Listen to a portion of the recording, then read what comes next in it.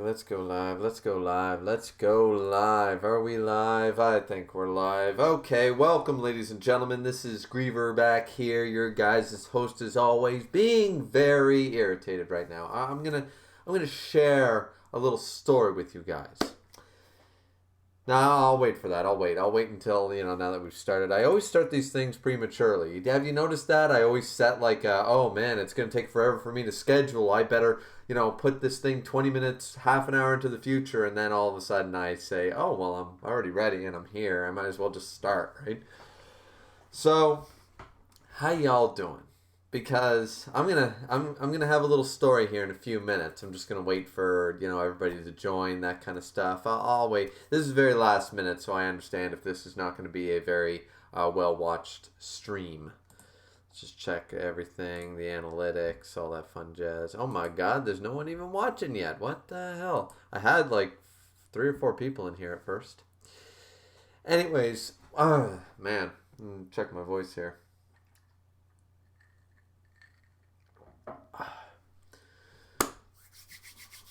Yeah.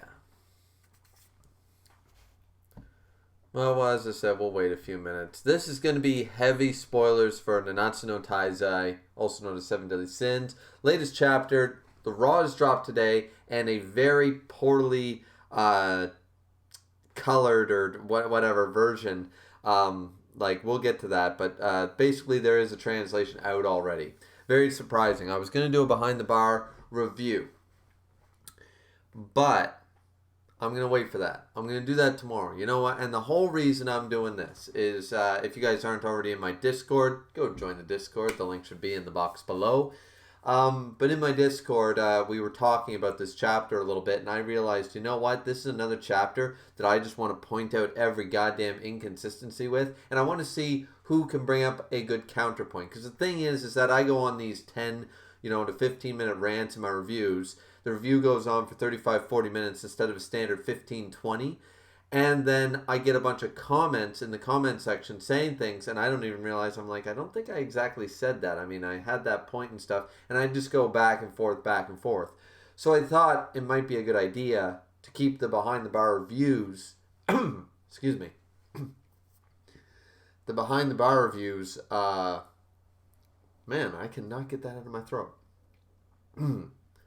Yeah, I think it's gone. But yeah, I really want to try to get that back down to 15, 20 minutes. I don't want to sit here and rant about things that aren't really chapter oriented and make a 35, 40 minute review, So I figured if I did this stream, and I could get it out, get my frustration out, talk about it a little bit with you guys and stuff like that. I know it's last minute, it's not planned or anything. I really should plan these things. I should say, okay, guys, Saturday. Look forward to Saturday. I'll be streaming and stuff. I'd probably get a bigger view count and stuff. But, I figured today would be a good day to just get that off my chest, and I'll make the review tomorrow, and then it should be way less. I won't have to talk about some of the points I'll bring up here. So, yeah. But, yeah, so what did you guys all think of the chapter? I want to hear your guys' thoughts clearly I do have the chat up and running, of course. So, let me know your guys' thoughts about what you thought of the chapter. And was there any good points for you in this chapter? Was there good points? Because I can actually... No, I can't. No. Sorry. I kind of have a point I kind of liked, but it was so heavily... almost every reviewer I know that Keisha knows about it. I know Sundown Rider knows about it. I'm pretty sure Grim knew about it and stuff. We all knew about, all you had to do was look into Arthurian legend to realize what Kath was probably going to end up being. So it wasn't exactly a huge, oh my God moment. It was just about time. And then the disappointment settled in. So yeah. Yeah, this won't be a live reaction, just in case anybody watching is unclear. I've already read the chapter. Kind of wish I had waited and done a live reaction. That might have been better, but I generally don't live react because I like to do these behind the bar reviews for especially this series being one of my main series, even though it is so damn mid right now. Yeah. But I am curious, what did you hate most about the chapter? What did you actually like about the chapter, if anything? And well, I guess we should discuss the series itself a little bit here. We're gonna be here a while, so I mean, I'm in no big rush. I'm really not. Also, we have Vibhav in my Discord, who also does a lot of the translations and cleaning work and stuff for the One Punch Man chapters that, of course, most of y'all read. And y'all, am I from the South now? Saying y'all. That most of everyone that I know really reads One Punch Man, and Vib right now is working on getting the Q&A translated. Might not happen by the time the stream is done, but Vib is trying to get that question because it wasn't translated. That's one thing missing, and apparently it pertains to Bloody Ellie. So I'm curious about what that's going to say. It's probably useless.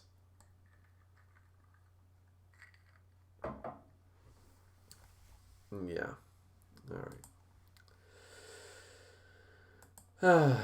Man, this damn chapter. Okay, like just right off the bat, the actual pages themselves, like page 1 is fine and everything, page 2, whatever. But the moment we start the chapter, everybody, like, look at that first panel with Elizabeth and Merlin. Like, nothing's even colored in like this, and nobody's colored in. No, there's no shading and there's no colored in whatsoever. It's outline. It's character outlines. It's that bad. Like there is zero black in this. It's just line drawing. Sorry, that's what I was looking for. It's lines. It's just the stencil, the line drawings for the chapter. There's no actual shading or colored in yet, and it looks absolutely abysmal. I like one of the big things that I've heard a lot of people say about Taizai right now is one of the things that's holding them there is the artwork, and that was one of the things that I brought up in multiple Behind the Bar reviews, as you guys know, is that even in terrible situations like the third Demon King fight, and it was like, okay, he's this giant mountain Davy Jones looking fuck, and even then the artwork was stellar. Like that thing looked like a goddamn abomination, but banging on was it goddamn good. Great art. You can't deny that. So, like, there's always something to kind of keep you a little bit there. You know, every 2 or 3 chapters, something to make you go, okay, yeah. But there hasn't been for a little bit here, right? So, and I mean, I suppose we can read through the chapter. I've already read through it twice, but we might as well while I wait to see what people are going to say in the chat, see what people are talking about, and we can discuss any points you guys want to talk about. You want my opinion on something? You want to talk about something related to Taizai at first anyways? We could probably end the stream off on whatever, but I would like to get some of this stuff off my chest. So, yeah, so we're leaving off at the end of the last chapter where, Kath ate, Arthur's arm, which I thought was dumb. The monster cat bit off his arm. Isn't that Arthur's friend? Blah, blah, blah. Then we have the lake talking, saying the monster's target is Arthur's power, chaos. We figured that. The lake didn't notice because his magical power and appearance are so different from his former self.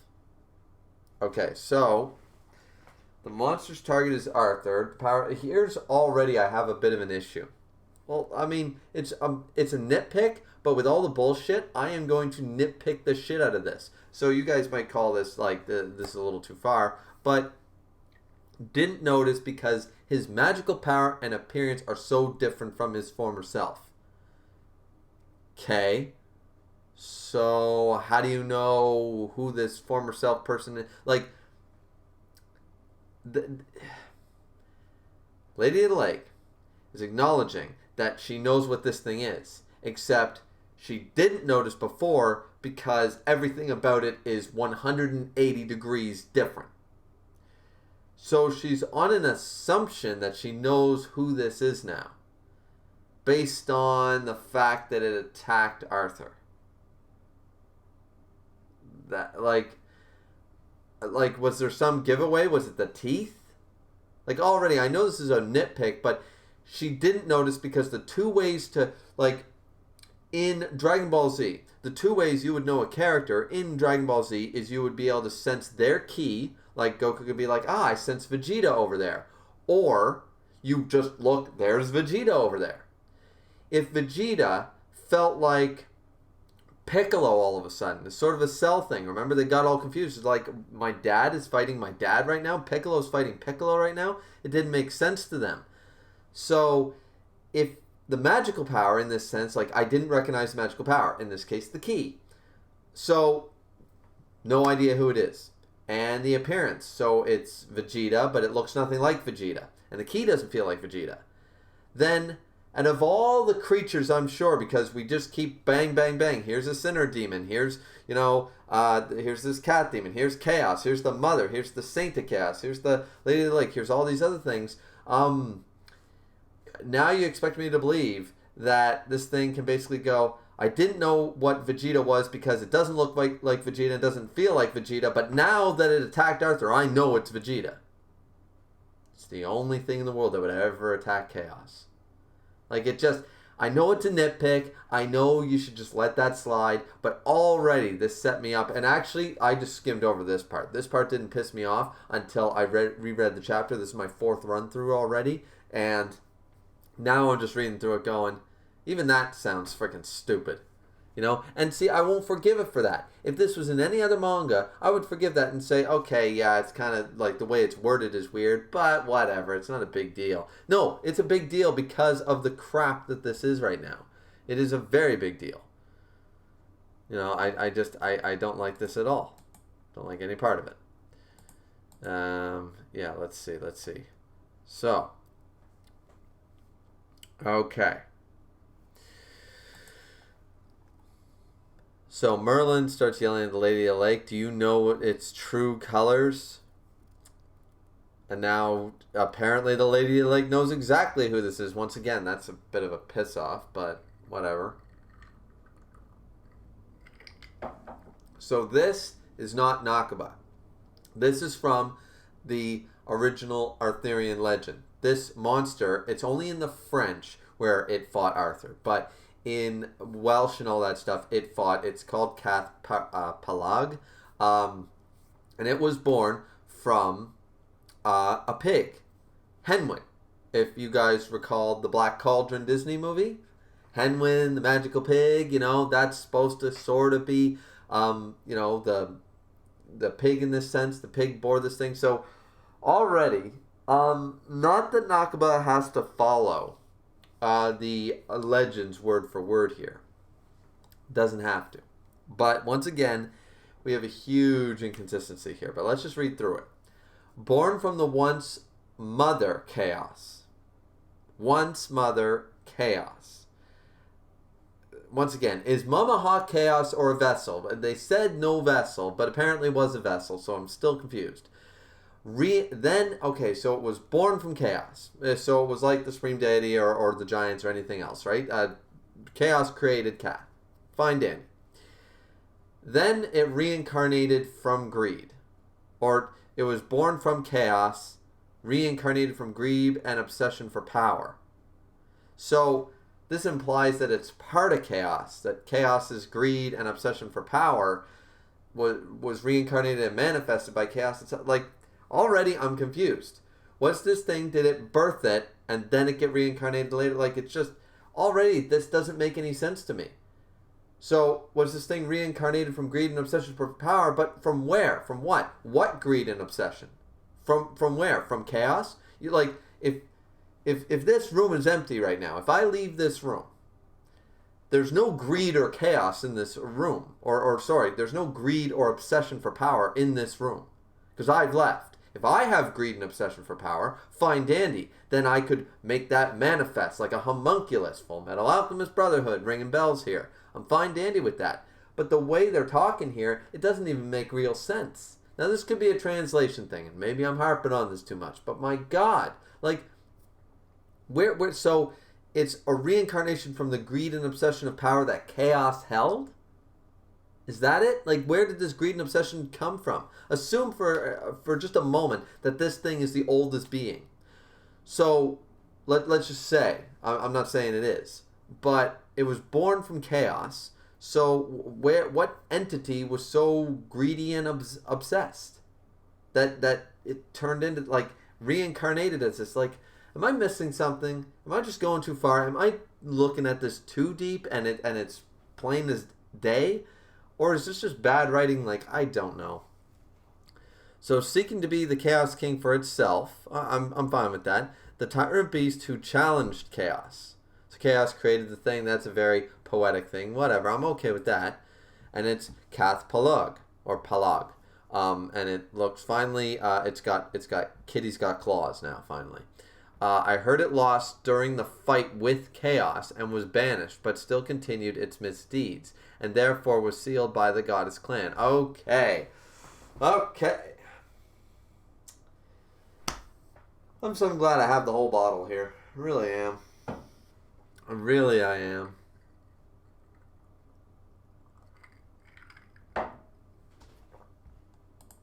Alright. We got issues here, boys and girls. We really do. Okay, like, I don't even know, like, this is the part that I wanted to get into. I've already spent a bunch of time talking about this. This is the problem with this part, okay? So, once again, the Arthurian legend. This thing was a beast, a cat, born from Henwin, who, in this case, is Mother of Chaos. Let's get into that for a second. So, this thing's born from Chaos, who is supposed to be Mama Hawk, the Mother of Chaos. Mama Hawk apparently isn't the Mother of Chaos, but a vessel, but there is no vessel. That's just confusing. But for a moment, that's where it came from. This thing was born from Henwin the pig. I mean, if it was born from the pig, fine dandy, in a roundabout type of way. That explains, Cath, and why it looks sort of like a purgatory creature, and blah, blah, blah. The thing is, number one, what was it doing in the Druid's cave? Like, there's already some inconsistencies here. Because, so it fought, so this is the rehash of the Sinner versus the Demon King. Except this time done with Chaos. So it's not even original. It literally is a rehash. It's Chaos created, from what I understand, reincarnated greed and obsession from nothing. So there was greed and obsession for power somewhere. Maybe Chaos itself, it's a will, so it could have desires. I don't know. But either way, so this thing, Demon King Sinner here, Chaos, Cath, created Cath. Cath fought against, so Sinner fought against Demon King. Cath fought against Chaos. Same idea. Sinner lost. Cath lost. In Sinner's case, became Chandler Cusack, blah, blah, blah. In Cath's case, it lost during the fight with Chaos and was banished. Right away, the thing that can create creator gods banished Cath, but didn't destroy it, and by the looks of it, didn't really weaken it, or did it? I don't know, but didn't banished it, didn't destroy it, didn't kill it, banished it. Now, questions: banished it how? Banished it where? Was it sealed? And then it's like, okay, so Chaos is terrible at being a god, because then Chaos was banished this thing, but didn't even do it right. Didn't even do a good job. Because apparently it somehow, after being banished, continued its misdeeds. How? If you locked this thing up, if you banished it, if you got rid of it, if you threw it into a land, into an empty void where there was no life, how did this thing continue its misdeeds? And apparently it was not like, oh, I'm going to throw you in another void pocket of the universe I created. No, or at some realm that, like, remember, Chaos created other deities that created their own planes of existence. And it banished this thing, not to some random plane, but clearly a plane that still it could do misdeeds and interact with the goddess clan. Chaos is awful at being a god or banishing anything. Just a terrible, an absolute horrendous, oh man, I can't stand this. I really just can't. This is so bad. This is just bad. So, okay. Continuous misdeeds. Yeah, we're going to stay on this page for a while, guys. Sorry. Therefore, it was sealed by the goddess clan. Okay, that explains the Druid's cave somewhat to me. Somewhat.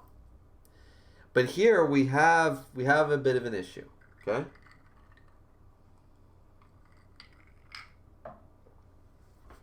Once again, it rolls back to the fact that Chaos can't banish shit or can't beat this thing properly because somehow this evil thing that once again should not have been able to eat the arm of Arthur, reality warping, bending Arthur, King of Chaos now, has a creator god living and breathing inside of him, but no physical manifestation. And this thing that was able to be sealed by the goddess clan. Okay?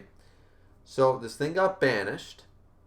Somehow, by Chaos, the goddess clan, not the Supreme Deity and the Demon King, which some people brought up, and I was kind of like, okay, maybe they tried to seal that away and thought it was Chaos. According to this translation, Kath is not the thing that they thought they sealed away as Chaos. No. Apparently, it was sealed away by the goddess clan. So, the same goddess clan that literally had to give up their physical forms and bodies, all of them, the entire race and all the archangels and stuff, to seal away the demon race. But this thing that's supposed to be this embodiment of greed and obsession for power could just be sealed by the goddess clan with, from what we can tell, no repercussions. The goddess clan was still fighting the demon race, last I heard. And they still had all their bodies to seal away the eternal darkness. So somehow they sealed this thing just fine.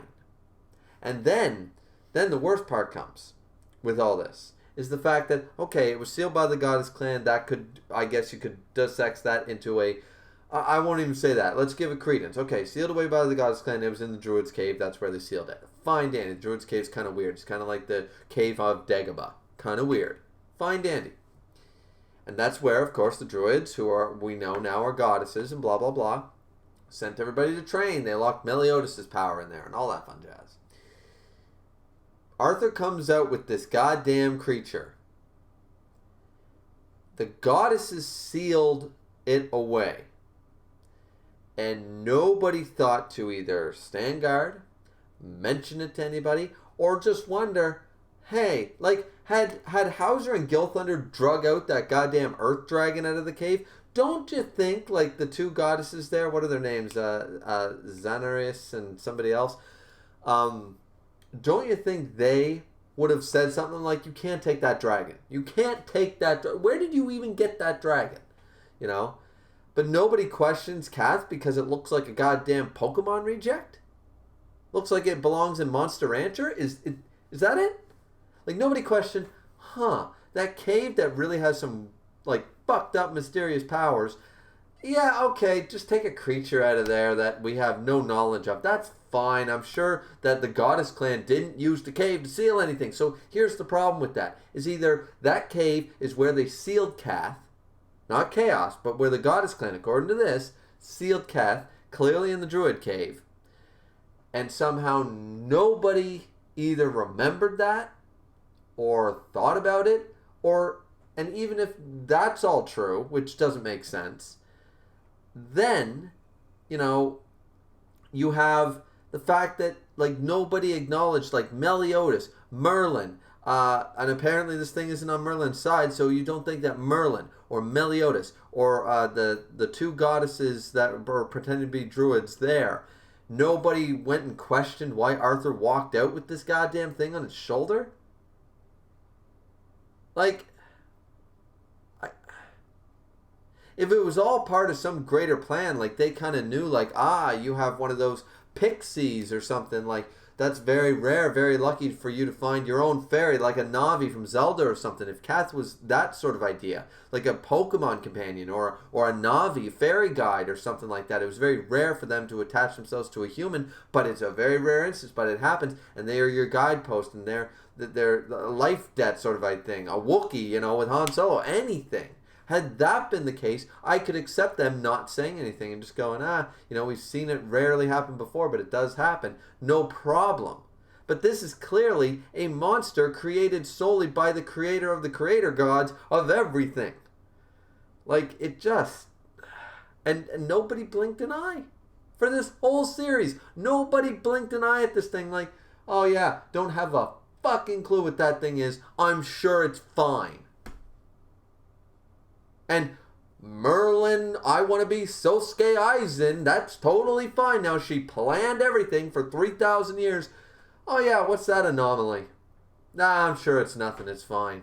And she pretends to be Sosuke Aizen. She pretends to be Kisuke Urahara in this series. Or Nakaba's trying to make us believe that's the case, when it's just retconning her retcons. Because they're like, shit, I got to explain away why Merlin didn't do A, B, C in this entire series. And he tries to do it that it was all part of some master plan. The problem is that's one giant retcon. You're retconning your retcons to try to fix them. It doesn't fix them. It just makes everything inconsistent. And now we have Kath, a big goddamn anomaly, clearly, because it just ate your boy's arm, Merlin. And she just let that thing live and sleep beside... Oh, man. I'm going to have I don't know, what is it called? An aneurysm. I'm going to have an aneurysm here.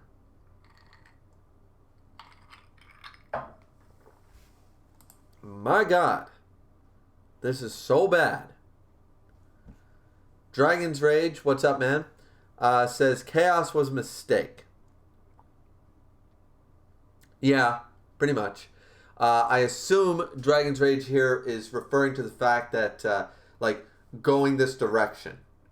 Just coming up with this on the fly and saying, oh yeah, well, the Demon King and the Supreme Deity, they were actually created by Chaos. Chaos is this being that we never even heard about, and we're just gonna pretend like that's okay, and stuff like that. If that's what you're referring to, yeah. Nakaba screwed up by trying to basically say, oh, you thought the Demon King Supreme Deity were the top tier. No, there's a tier, they're tier 1, but there's a tier 0, or whatever. Yeah, that was a huge mistake, very huge mistake. All right. Let's just take a breather. Let's take a breather for a second. Because, oh man, this, as you guys can tell, this is irritating. This is very irritating for me. It really pisses me off. Because it's just such an insult. And the worst part is once again, the worst part is coming. There's one more thing to do with Kath Palag, once again, that I keep bringing up. It is an Arthurian legend. It has been hyped up. Most of us, Sundown Rider and Kishin Prime, I know for fact, myself, we've all said that we knew that Kath would probably become that beast that's supposed to eat Arthur. What direction was Nakaba going to twist it in or something? We thought, we don't know. But Kath was always going to be that, an important factor from the legends. We knew it was probably Kath Palag, which is the beast, of course, that fights actually Arthur's brother in most cases, Sir Kay, one of the Knights of the Round Table. In this case, fights Arthur, but that's the French side. Sometimes the beast wins, sometimes Arthur wins, blah, blah, blah. But it's been used before, so that's fine. We all knew that. But let's continue, because we got problems.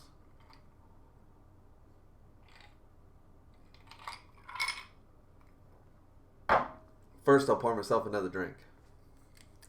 So how y'all doing?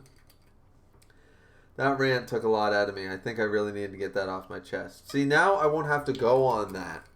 My review can be chopped down to an easy 14, 15 minutes now. When you guys watch my Behind the Bar review. If you don't want to watch this, that's fine. And if people are disappointed that they don't hear me going off about Kath and all this stuff in the review, I can just say, hey, I did a live stream. It'll be posted. You can go check it out, right? That way my reviews stay short, sweet, and to the point of the chapter. Because this is going off on huge tangents. I like to do that, but sometimes I don't think the review is the best place to do it. All right. So,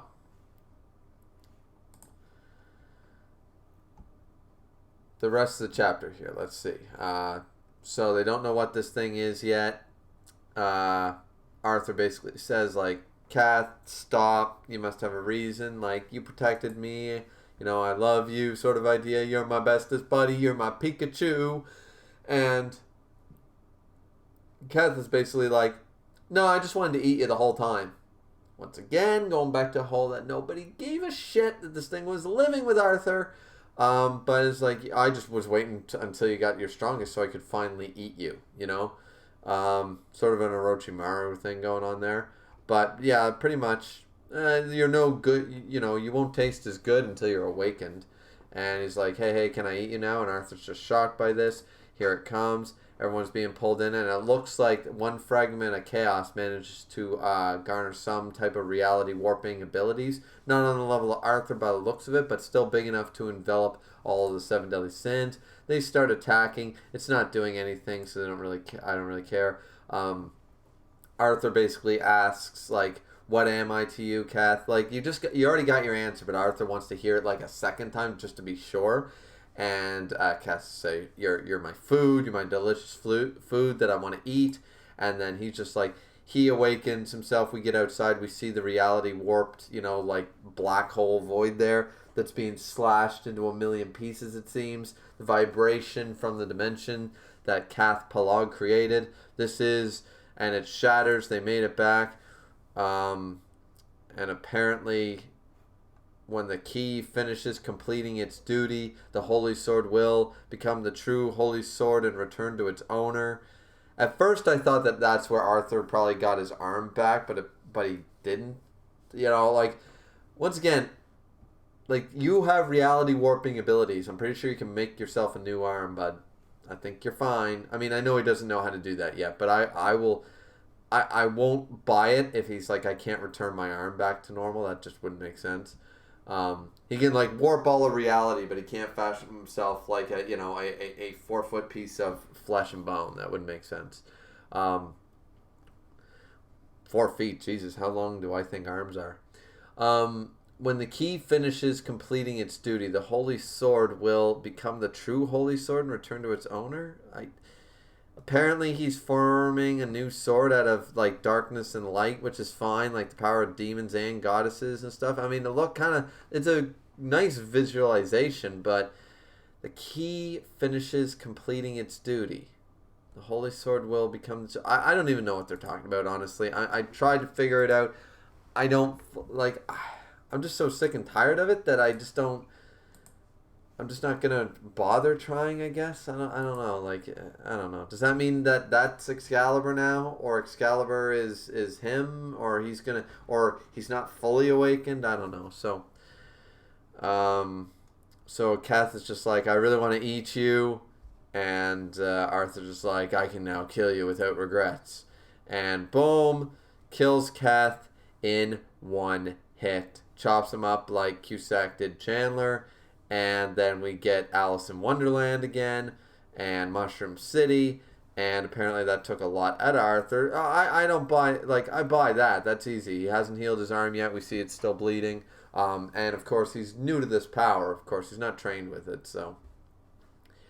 Anyway, he starts to fall. He passes out. He's like, everyone's safe, awesome, and he passes out, and Merlin catches him. So, going off on that part, why don't we talk about that for a little bit here? Why don't we talk about that? Because, ladies and gentlemen, what we have here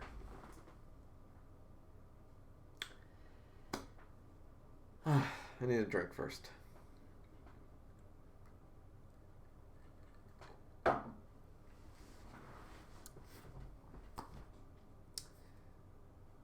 I would like to welcome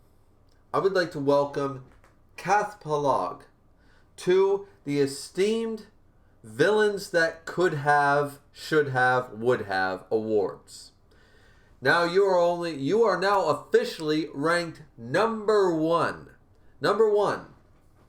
And do you know why, Kath Palag? I mean, a round of applause, ladies and gentlemen. Round of applause, because alongside the esteemed Kath Palag winning the entire award ceremony for most foreshadowed and hyped up to be ended so quickly with no development, we have this lovely award for Kath Palag being this thing. And to present this award, we have two fan favorite characters, two villains that are top-notch, top-tier in this series. Yes, that's right. And who else could it be? You think it's Hendrickson?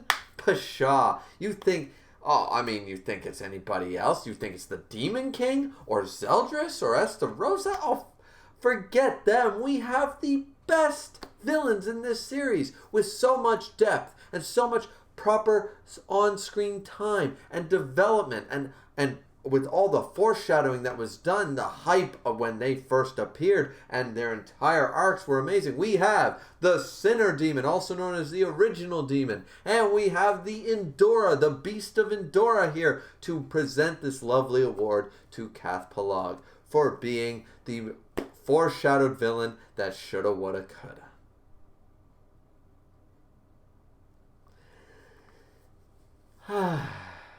I needed that. I needed my sarcasm to help me through this very trying time with you. You, my viewers, you, my audience, you, my subscribers, and all fans or used to be fans of this very mid-series called Seven Deadly Sins.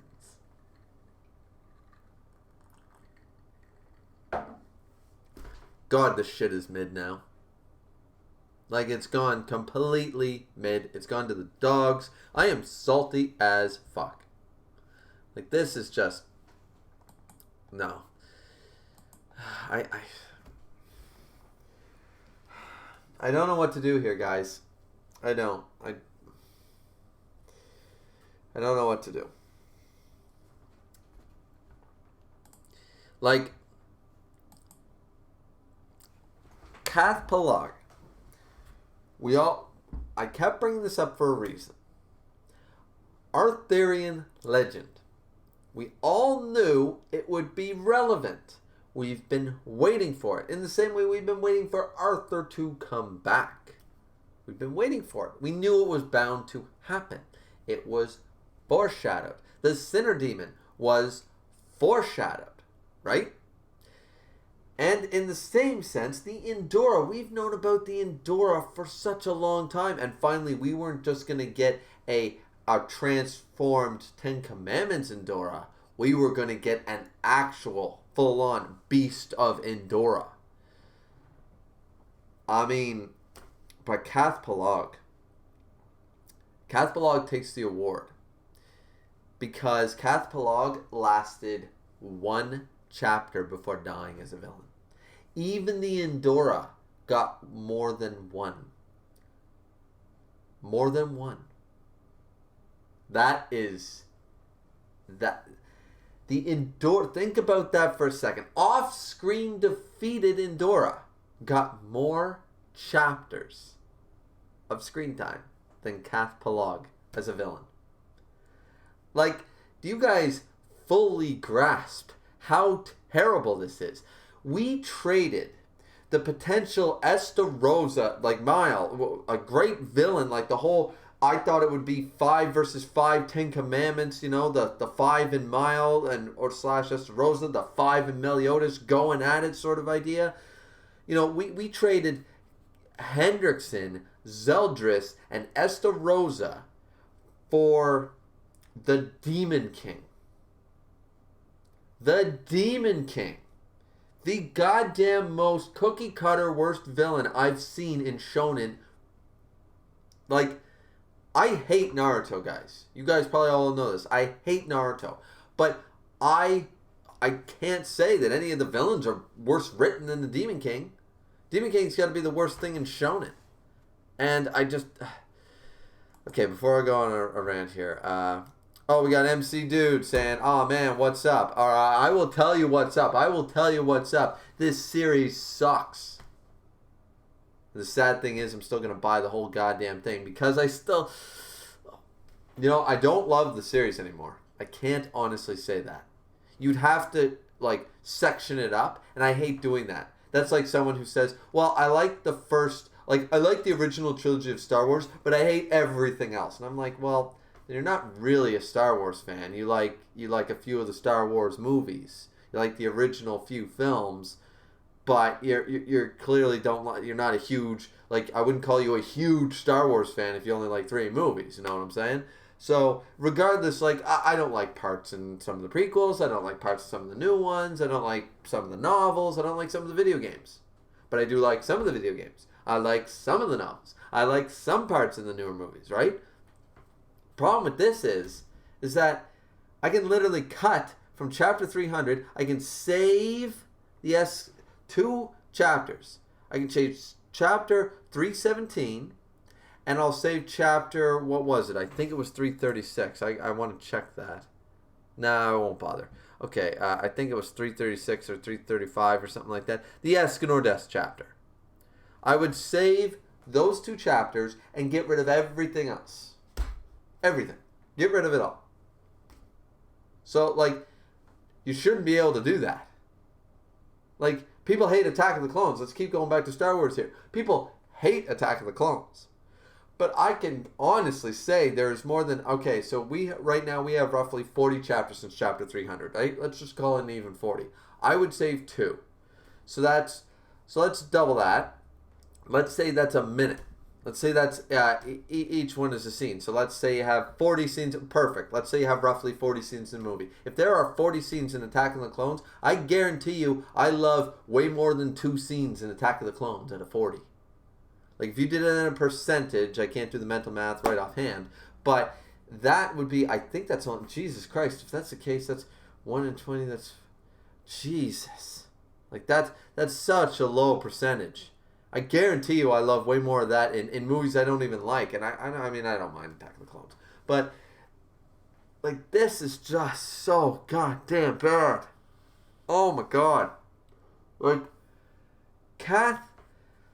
how can you foreshadow these villains? How did we trade the Sinner for the Demon King, first of all? We traded Miles/Estarossa going insane, good villain, built up, proper story, actually pretty cool. And we traded the Sinner Demon. Chandler and Cusack, great villains on their own with not enough screen time. Then we get the whole, they were the Sinner the whole time. Cool. And then gone. Like, for the Demon King. For the goddamn Demon King. Then the Demon King summons something else hyped up. The Endora. Beast of Endora. Something we're like, yeah. And it's the one and only time I can think that Nakaba actually goddamn well used a cover page to try to explain some of this shit to us. Like, I understand not everybody's going to be Oda. But in things like Hunter x Hunter and Toriko, which have large expansive worlds, if you don't use the cover page, you have to have lengthy, heavy dialogue chapters that take you a goddamn half hour to read an 18-page chapter per week. You can't expect us to just buy everything. Like, where did the lake come from? Where did this come from? Where did that come from? You can't just say, oh yeah, so here's this mythical land with fairies and giants and everything, and I'm never going to show you a map. I'm never going to explain anything. I'm never going to, and you're just going to have to accept it when I say Deus Ex inconsistency, Deus Ex retcon, this was here the whole time, that was here the whole time, no one just brought it up before. You can't expect me to believe that if you're not fundamentally building your world. If you are not going to set your setting in the real world, you need to establish a good world building aesthetic. If you do not, then your story is going to fall. Look at what happened. It might have been simplistic at first, and we could buy it because it was just, okay, a couple of kingdoms, it's set in a Britain sort of idea, medieval times. Okay, I can buy that, that's fine, right? But to go on this, just, to go this long and still understand so little, like the fairy realm was brought up in a couple of chapters ago, that the sacred tree created the fairy realm. Go and look up the fairy realm on Wikipedia. The Nanatsu no Taizai Wikipedia. Guess what? There's not an entry. Because that's how little we know. Is the fairy realm inside the sacred tree? Is the fairy realm the fairy king's forest? Well, why is it called the fairy realm and not the fairy king's forest? We've heard fairy king's forest. Is the sacred tree a passageway? We've heard fairy realm a couple of times in the manga, but we don't even know where it is or what it is. Is there a giant realm? Or do they just live on the earth? The humans do. We assume the giants do. We've never even seen heaven. If there's a purgatory that the Demon King was locked into, is there some type of version of where did purgatory come from? And why is it there? And in that case, is that like okay, you have earth, then you have purgatory, then you have like the demon realm, and then it's like, okay, you have heaven here and the fairy realm here. Well, that just seems kind of weird. What's purgatory doing there? Because I can accept, okay, here's the earth, and then you have, the regular mortal plane, and then chaos created 3 gods, and those 3 gods created 3 places. But that makes an inconsistency there, because what the hell is purgatory then? Okay, so now I ask the question, okay, so is there more than one other, are there multiple more realms? See, we don't get these answers because there is no in-depth explanation. Taizai never has a heavy dialogue like One Piece or Toriko or Hunter x Hunter or even Bleach, for God's sakes. At least we had Aizen, Yamamoto, and Kisuke explaining all about Soul Society and Yoruichi a lot of the time because Ichigo was a character, thrown into a world that he didn't understand. So constantly he had Rukia and Yoruichi and Kisuke explaining how Soul Society worked. And filler helped with that, and data books and things like that. But Nakaba is so goddamn lazy, or he doesn't give a shit about his own story and his own fans, that he won't even, oh, man.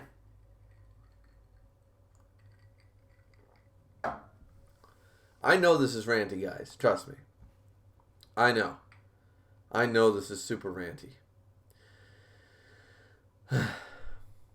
And I'm sorry. I apologize for this.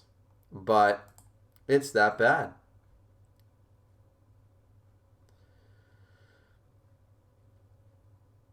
Arnold, I can't say that. Arnold says Celestial Realm is the goddess's purgatory, but know nothing about. Okay, I thought the Celestial Realm was the goddess realm. I'll look that up right now while I'm here. See, that's the thing. That shouldn't be a question. Like if I say to you guys, Dressrosa, Alabasta, Wano, if I say any of these words to you, if I say Area 2 in Toriko, in the Gourmet World, if I say Area 5, if I say Area 8, no fan has ever disputed where it is, and what's living in it. Or what it's called. Never. Naruto, if I say the villages and shit. I'm not a huge Naruto fan, so I don't know. If I tell you Soul Society, Hueco Mundo, Los Noches, if I tell you these things, if I tell you Karakura Town, nobody's questioning where these places are, who lives there, and what's in them. The fact that even this has, like I have to actually look up, is the Goddess Realm and Celestial Realm the same thing? Is it different? And if we know nothing about it, oh man, that's what I'm saying. Let's look this up. Goddess Realm Taizai. Let's see what we get. The Goddess Clan. Okay, I saw a link to the Celestial Realm. And their realm, the Celestial Realm, is the homeland of the Goddess Clan. So no, it's not a purgatory exactly. I'm not sure where you got that. But it is true that nothing is known about the Celestial Realm except there's a gate that connects it to the inside the Light of Grace. And that's it. So that's all we know. So we know that that's like the demon world, where Meliodas, the Demon King, and everybody's from. But if this is what I'm talking about, I should not have had to look that up. I was under the impression, I thought that was the case, but Arnold brought that up, and I couldn't just sit back here and go, no, I think you're mistaken, man. I couldn't actually concretely go, no, that's never been mentioned, because I'm sitting here like, did something like that's been said? That is so sad. I shouldn't be a fan. Wait, is the Demon Realm not in Purgatory? Arnold, no. Demon Realm is somewhere else. Demon Realm is where the Demon King rules, as far as I was aware. Now I'll look that up. See, this is what I'm talking about. Purgatory. Taizai. Let's see. I could be wrong about this too, but it wouldn't make sense. How could he be locked into his own realm? Purgatory is the space between the living world and the afterlife. It is a place of chaos where mutilated souls. At some point after the Holy War, he was imprisoned there, blah, blah, blah. 16 years ago. Cass is originally from Purgatory as well, but escaped and eventually ended up with Arthur. Okay, so it was from Purgatory. Well, we knew that. Okay, that just breaks a bunch of stuff. But yeah, no. Did not move on to the capital of the dead. Oh yeah, then there's the necropolis and the capital of the dead and stuff. That place makes sense. But then what's Purgatory? It's a space between the living world and the afterlife. So it's basically before you go to the capital of the dead, before you go to the necropolis. Yeah, so see, that's the thing. It's not that any of these realms are bad or that these realms are necessarily inconsistent, but we are now, they're not fleshed out to the point that we know the clear-cut connections to each one. It was probably said, but they're jumbled around so much and we don't get focused on them enough that it's just kind of sitting back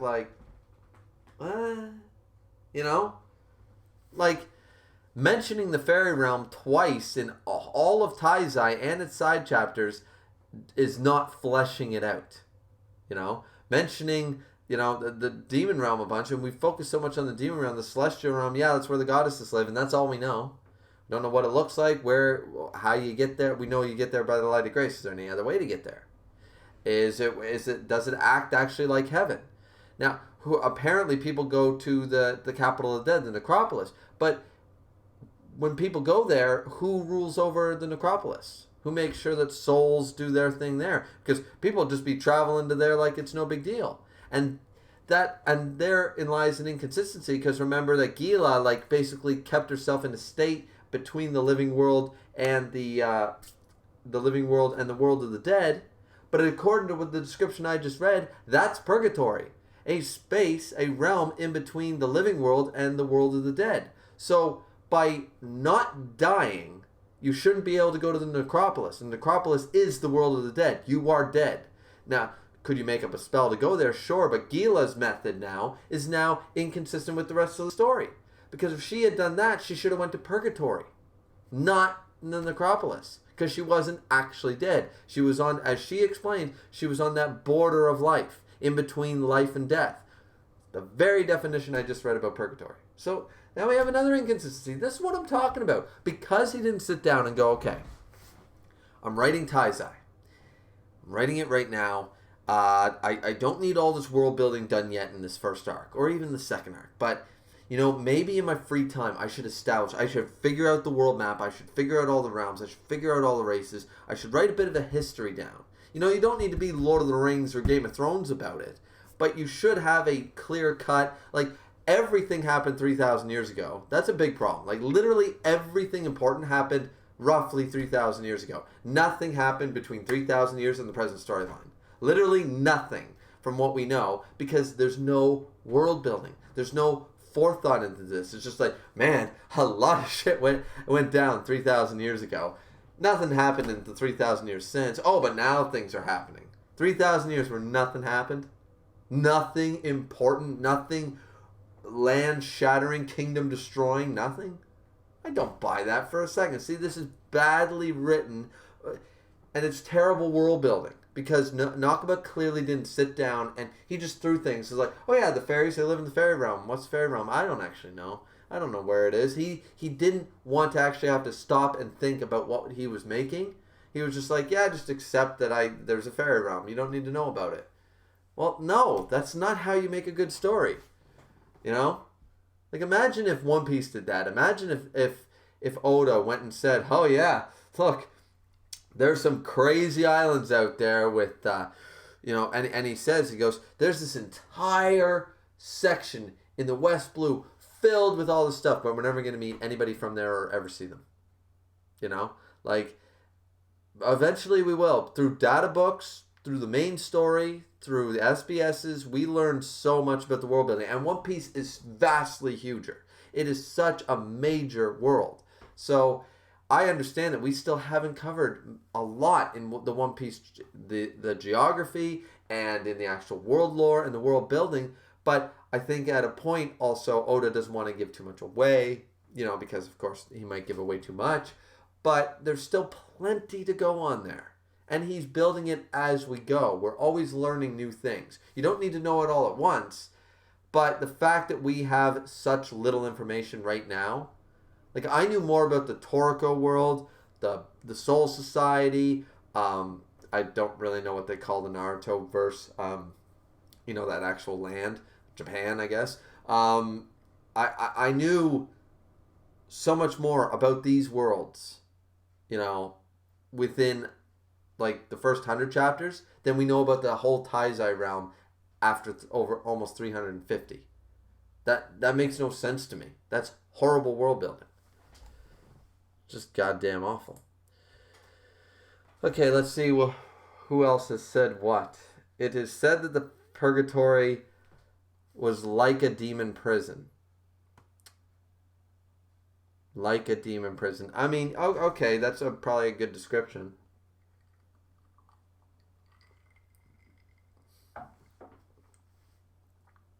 And that's from Asahi Wilson. Wilson. And Dragon's Rage is still here and says, Taizai has a world building problem. Yes. Yes, it does. I've been ranting about that long enough, I think. So yeah. Yeah, there's some really bad stuff here. Now, of course, moving on a little bit here, there is some inconsistencies with, once again, the coloration stuff. Merlin is not always drawn with her burn marks, so Nakaba can't even keep that straight. And Arthur also, even when he wins, he loses sort of idea. It's really sad, honestly. My Lord Arthur, I shall protect you even if I lose my life. She zaps away all the other sins out of the existence. So, well, just warps them away. So, yeah. Taizai right now it's bad. It's just really, really bad. I don't think anything can save it at this point either. Because you also have to remember that One Piece takes inspiration, but totally twists it. Just takes a name, like, okay, a famous pirate name, and totally makes up their own character, right? That's what Oda does. And Rurouni Kenshin, right? Meiji Restoration, the Batosai, all that stuff, based a lot of stuff, and that's actually set in Japan in a historical fiction. But even then, once again, better, like just done so much better. Like, you imagine if Full Metal Alchemist had this level of world building. You imagine if any of these stories. You imagine One Piece with this, Bleach, Naruto, Toriko, Full Metal, My Hero Academia, Black Clover. I can't name a worse world-builded manga that I've ever read. It has such great potential, and it's been stomped out, flushed out, lights out, completely just backwards. Man, oh man. Yeah, I'm going to give myself a stroke here. Let's see. Eric says, what fun is there in making sense? But for real, chaos is supposed to be unpredictable. I guess we're in a constant wave of shit and diamonds right now. Shit and diamonds, that's a good one. Yeah, pretty much. Chaos is supposed to be unpredictable. That's fair. The problem is the establishment of chaos took this fucking long. You know?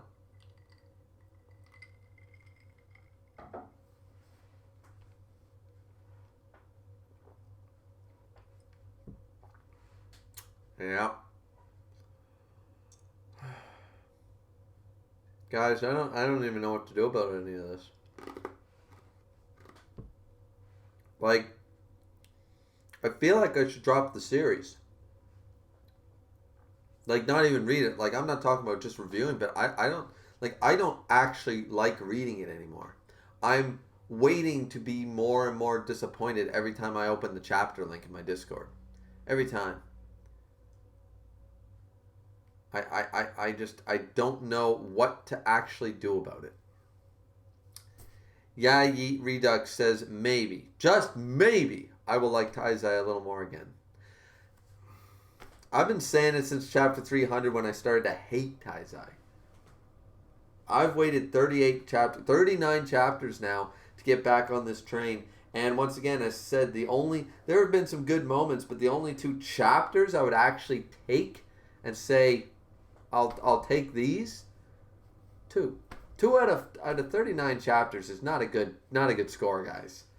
No matter what way you slice it, you don't even get a participation award, a gold star for doing the Terry Fox run or any of that shit from your elementary school. You don't even get that for doing 2 out of 39. I'm sorry.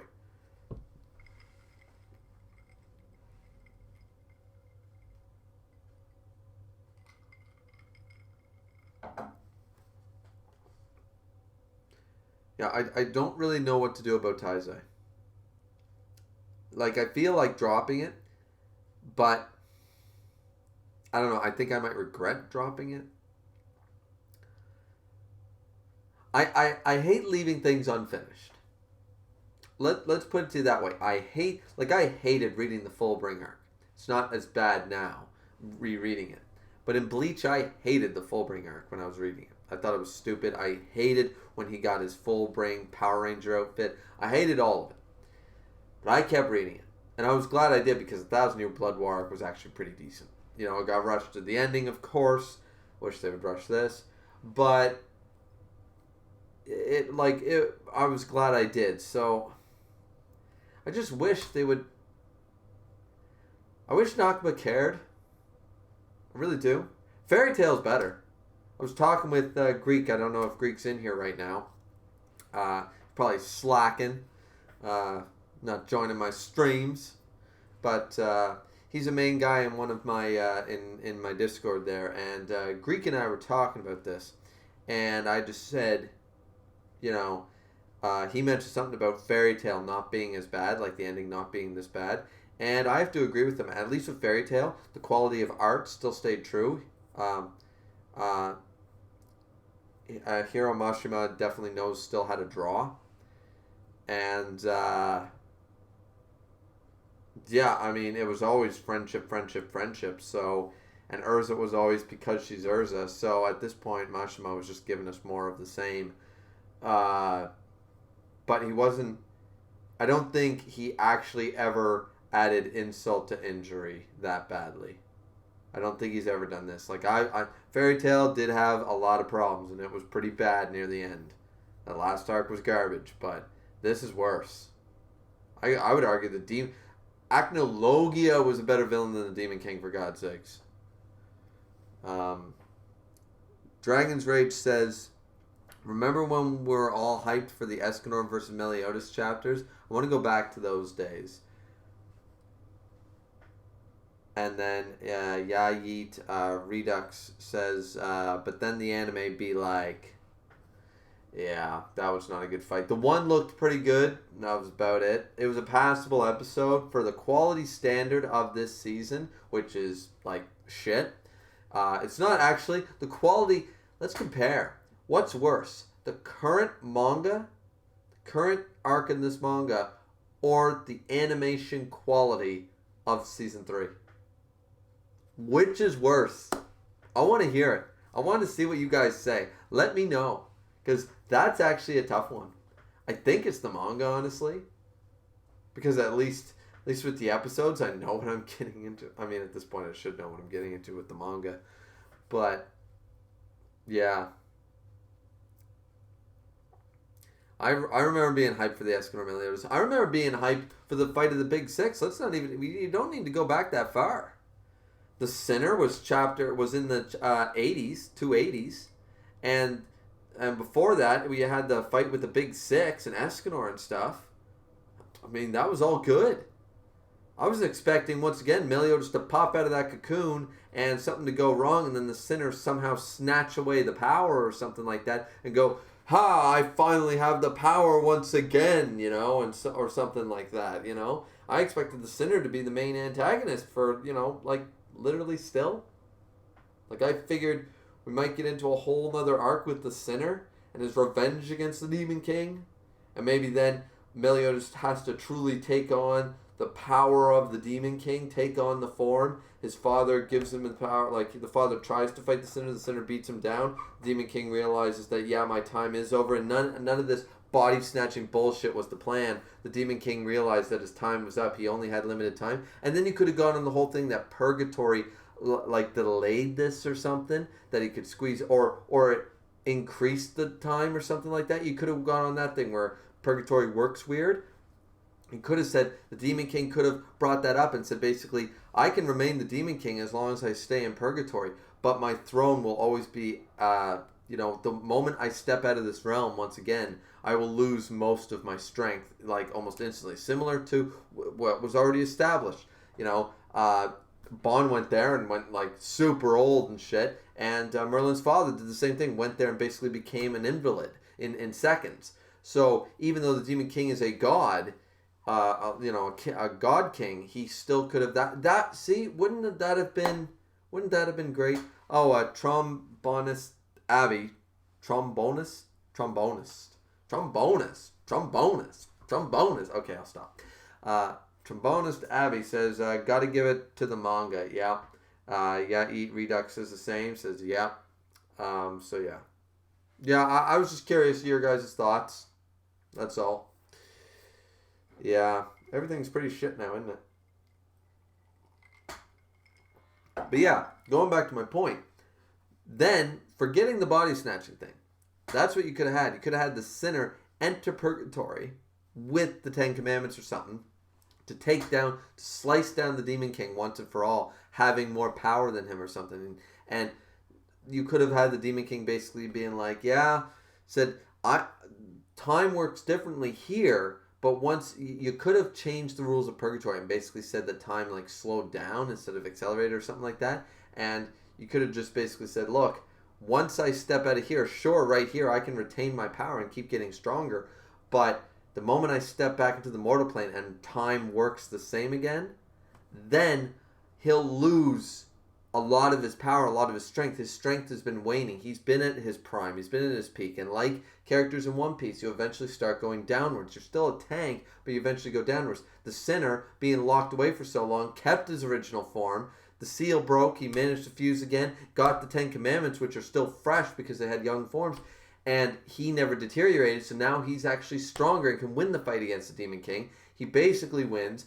Meliodas finally and Zeldris go to their father, and basically it's a whole thing where he basically says like, you know, I was shitty, I did this, blah blah blah, and he said I wanted to keep my throne for as long as possible, you know, but you don't need to be like a good father or regret or anything, but you could have had at least the Demon King basically saying, but we cannot allow that sinner. I don't, you know, if it were to be anybody on my throne, I would want it to be one of my two sons. You know, my pride will not allow that carbon copy of me created from my own blood, you know, or something like that. Could have said it should be my true heirs, not this like pseudo me sort of idea. And then he grants the title to the, you know, twin kings or something like. I don't know. I just anything like seriously. This is getting fan fictiony. This is getting like a little ridiculous. I think I could write this like way better. Like once again, the sinner being the main antagonist works way better, or the Mile Esther Rosa fusion thing works way better as an antagonist. But then you take away the Demon King out of the equation, man, you have such a better manga. Yai Redux says, oh yeah, and Goddess Elizabeth somehow defeats two Endora almost alone, yet she does nothing against the Demon King, who is a clown. Yeah, she did do something. She arced his ass, and it hurt him. But then she decides to do nothing for the rest of it. Yeah, we're not even getting into the fact that nobody noticed that somehow the Demon King himself didn't know that he wasn't the one who reactivated the curse on Elizabeth. Let's go with that. Oh, and Perfect Cube can block the curse. Man, there are some flaws. Remember that lightning strike the moment she stepped out of the Perfect Cube? Random lightning strike, and Meliodas also full countered it. So he was just really shitty at guarding 108 Elizabeths.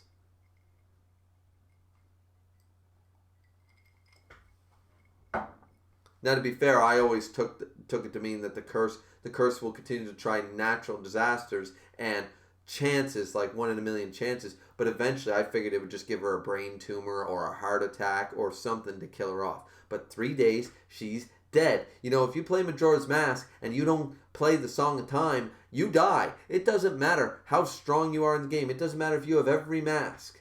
If the timer reaches 0 in the 3 days of Majora's Mask, world over. You died. You lost. Somehow, they extend this shit. Like, no, in 3 days, Elizabeth will die after regaining her memories. Somehow she lives through it. And then somehow the curse is reactivated. You know, apparently Merlin can do that. Can make a god-level curse that Meliodas can't even break. Oh, man. There is so much bad stuff here. Feel like the Demon King could have been a great villain with more depth to his character, says Dragon's Rage. Yes, absolutely the Demon King could have been a better villain. But I'm saying is that we already had potential sitting there in Chandler, Cusack, Zeldris, and the Sinner. The Sinner was already set up beautifully. We had enough foreshadowing. It was cool. We all liked the design. We all liked the character. And he was gone way too quickly. We could have had that built up. Like right now, forget this chaos shit. Forget this Lady of the Lake chaos shit. Let's throw as many Arthurian legend, things in before the end of the series as we can muster up. Let's forget that for a moment. Right now, we could be starting on the Demon King and Supreme Goddess coming back arc. The final arc against the two gods. The last arc, instead of this whole fight against the Demon King, from chapter 300 on, we could have been fighting the Sinner. That would have been a way better thing. Don't bring the Endura into it. Leave the Endura for later. And then we have a long-running, established villain that's not like cookie cutter and just throwing shit at it. The Sinner's backstory and stuff was good and made sense. And it would make sense why the Sinner would once again want to take over. And where it's made up of two characters that actually felt actual love towards Meliodas and Zeldris, maybe then it would become a whole master pupil, you've risen above me sort of idea. You are now worthy to take the... That I would have bought that too. The Sinner has to fight. Meliodas isn't strong enough. Zeldris isn't strong enough. They're fighting. The 7 deadly sins aren't strong enough. They keep fighting. But then Zeldris and Meliodas, they combine their attacks. They create, ominous counter or something like that. Like full nebula or something like that. Something like a combo attack. They both fight together as brothers once and for all. Maybe they gain their adult forms somehow. Maybe that happens. Maybe Merlin helps or some hacks. I mean, there's always got to be Merlin hacks. But somehow you have them. Then the Sinner, at that point, you have that they're fighting the Sinner. And the Sinner finally, after fighting this whole thing, just goes, after he loses in his dying breath, he goes, it's strange. I've always craved this for eons, longer than I can remember. But, a small place in my heart. Always, after raising the pair of you from both the memories of Chandler and Cusack seem to be affecting me. Something like that, where he just basically says, you two are now worthy to take the throne, more so than your father or I ever could have been. You are true successors to the demon race. Or some cheesy ass speech I would have bought. I mean, it could have been written well better. I'm just going off the fly here. But I'm sure you could have established it and made a connection back to the fact that Chandler and Cusack had general love for Meliodas and Zeldris. And even as the Sinner, and even getting all he ever wanted, still had that twinge of love for their students, for their pupils. And to see them grow and become what they are now was just so awe-inspiring. He was just kind of like smiles at the end and lets them sort of run him through sort of idea. I would buy that. Yeah, guys, I know I'm going off on this, but I mean, stream's got another, I don't know, half hour in it. Wait, what's the point of Gother's ability of all vampires do the exact same thing? Oh, yeah. Wait, what's the point of Gother's ability if all vampires do the exact same thing? I get Gother is stronger, but it doesn't make sense.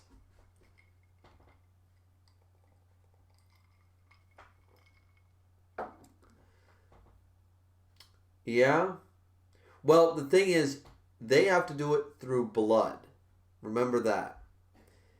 And that's left a little ambiguous whether all vampires can do that. That might be Gelda herself. Might be her ability. Because remember, some of them had their own separate sort of abilities in the Vampires of Edinburgh.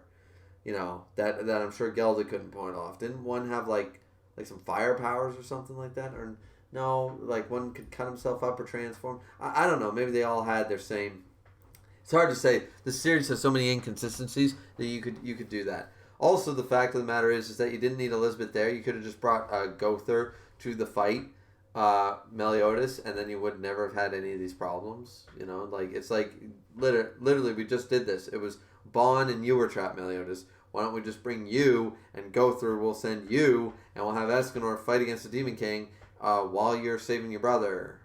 Problem solved. What did he think he was going to accomplish by him and Elizabeth fighting it alone? They couldn't enter the soul world.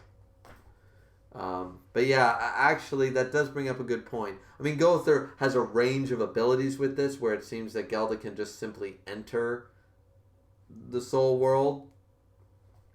That seems to be the only case.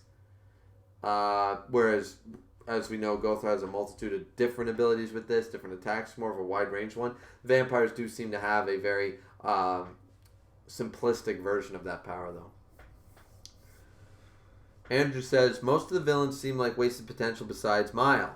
That was instantly thrown away after one-shotting the Sinner. Exactly. You killed two birds with one stone in a terrible way. You had the whole Esterosa Mile as a great villain built-up thing, and I didn't mind that. That was cool. I did have a problem with it initially, but that's because I didn't know the whole story. And then when we found out it was Mile, I was like, God damn, that's pretty good, right? We all like that. So Mile, was good. The Sinner was good. Both good backstories, both set up as good villains, and then isn't it ironic, as you just pointed out, that the one last good villain one-shots the other only potentially good villain, and we haven't had a good villain since. Isn't that ironic? Is that the two best villains potentially set up for this series literally character ruined, one-shotted the other potential. I didn't even think of that. That's hilarious. It's actually funny. Yeah, you eat Redux. They all have that spirit world BS. Yeah. I got what you were saying. Yeah. Gothar's is, as I said, more adept, more super version of it. But yeah, the vampires, I guess, do have an ability to do that. So Eric says, Captain must go down with his ship. I did it with Steven Universe. I'm doing it again for Taizai, plus I want to see Escanor again. If Escanor comes back at this point, that would be the only thing that would be hype for me. Because at this point, nobody should be on... Alright, you know what's going to happen, though? Escanor is going to come back. Let's just say it. Let's just say it loud and clear right now. Praise the sun is coming back. I'd be thrilled. You know why? Because it's bullshit right now. Nothing they can do. I don't care if they go find the 7 Dragon Balls and bring him back. Just bring him back. Because if Escanor comes back, at least there'll be something worth reading. Almost every other character in the series has been ruined. Never really cared for King, and for some reason he's not in his full adult form all the time anymore. That's stupid. Deanne is horrendous.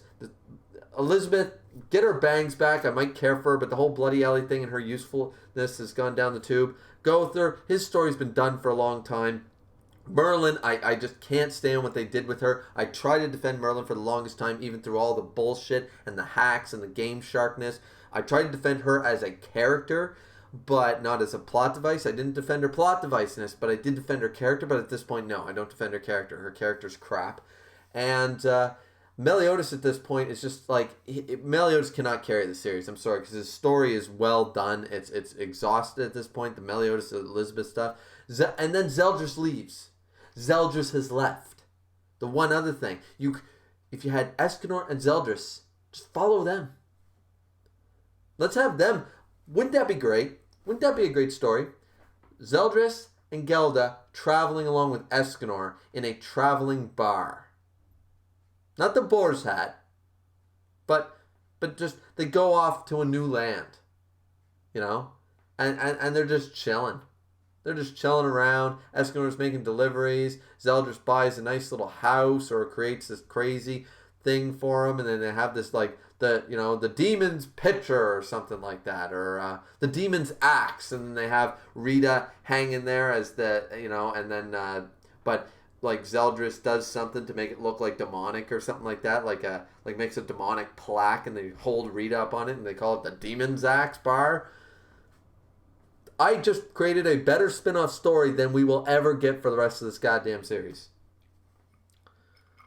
I mean, the point of the matter is that when they bring back Escanor, people are still going to be pissed for some reason, even though it'll be the only reason to goddamn will read this. Because I'm seriously considering dropping the series. Not just stop reviewing it, but dropping it. Though I am with Eric on this one, guys, that, and thank you for saying this, but basically a captain goes down with the ship. And that's kind of how I feel. No matter how bad this gets, if I was going to drop this, I should have dropped this around chapter 300. But Escanor kept me on.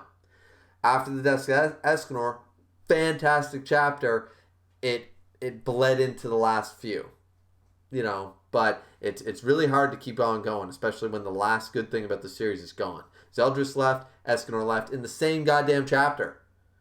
So that was the last chapter that was worth anything. That was like 3 or 4 chapters ago.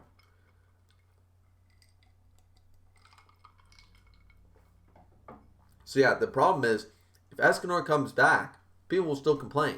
But it's the one good thing left in the series. Bring Escanor back. Bring him back and just let him do another Demon King moment. Like, have the Supreme Deity this time. And he comes back and goes, bing! And she's like, you dare use my grace against you? He goes, this is not your power. I am sunshine or something. You know? Fuck it. Let him be a prideful bastard just one more time and let him do that. Let him go up against the Supreme Deity. Come on. Bring him back. Bring Escanor back. Let him do that. He already bitch-talked the Demon King. Let him do it against the goddess. Be like, you dare use the power I bestowed against me? I own this power. Try taking it from me, bitch. Let Escanor do that. I don't care if it makes sense. I really don't at this point. It's like people complained about the slugfest between Escanor and the One and the Demon King. Who cares? It looked cool, man. Escanor punching the shit out and headbutting the Demon King, breaking his nose. It was well worth it. Let's see. I'm missing some stuff here because I'm going off on rants again. Yait says, next thing we know, Gothel will be able to possess people and become a random villain out of nowhere. Well, we do know that he is able to mentally control people. Remember Gila and stuff? Where he can affect the memories. He can insert himself and basically sort of possession. Not full-on possession, no, but yeah. Similar ability he already has shown. So, I mean, I wouldn't... But Gother's not going to be the random villain out of nowhere. I'm still waiting. Wheelchair Gother was a disappointment. Total disappointment. Like, what? Like, I understand the spell was all full circle, but we needed an epic moment. Why didn't they flash back to the moment he did it? And that didn't actually... Remember, that didn't actually end the Holy War. That's my problem with that. Yeah, he did the spell, and everybody thought that Estarossa was... Or Mael was Estarossa, and Estarossa killed Mael. But that wasn't the thing that ended the Holy War. I want to see the actual cataclysm. What ended the Holy War? The Coffin of Eternal Darkness, right? I want to see that happen. I want to see how it happened, who was there, what went down. We need that information. Yeah, you said the series kicked off with Escanor. I guess it'll die with Escanor too. You know what? Thing is, I rewatched, not this year, 2020, but in December, I rewatched season 1 of Taizai. And I'm not going to say that it was like 10 out of 10 without Escanor, but I'm saying that it carried its weight just fine before Escanor. It got better because of Escanor. And now without him, there's no one left to carry the torch. That's how I feel. I mean, did a lot of people get into the series because of Escanor? Yes, but I think the series did very well on its own merit. That first arc was good. Actually, very good. Abby says, damn, that's depressing.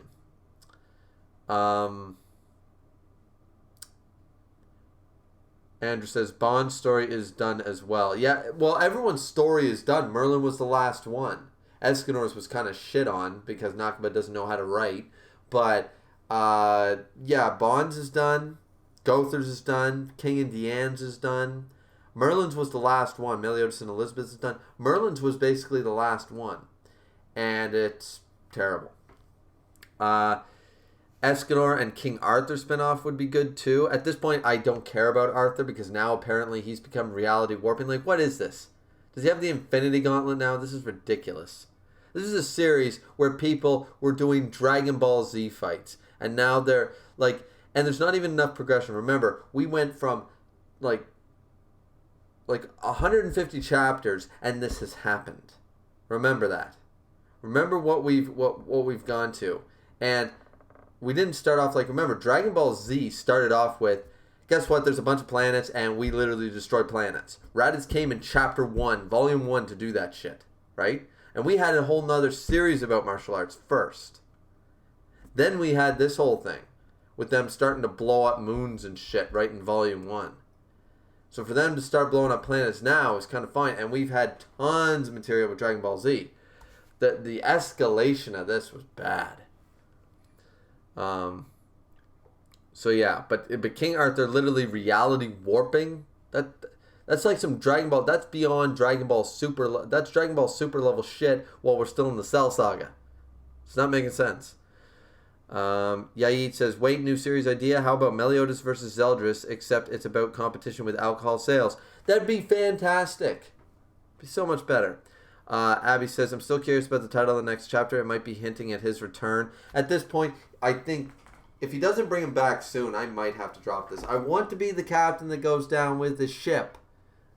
I like to think that I'm one of the more well-liked and more well-watched Taizai reviewers. I don't see a whole lot of popular YouTubers doing it. I think Chibi Reviews does it. I'm not a huge fan of his channel. I don't have anything against him, just don't really watch his videos.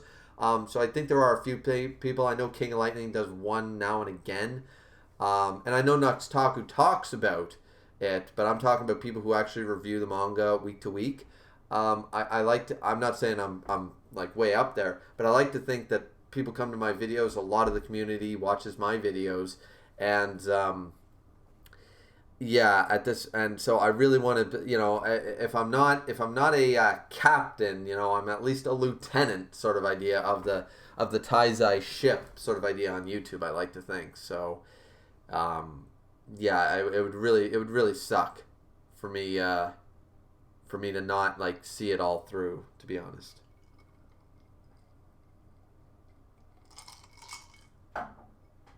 I think I need another drink, ladies and gentlemen.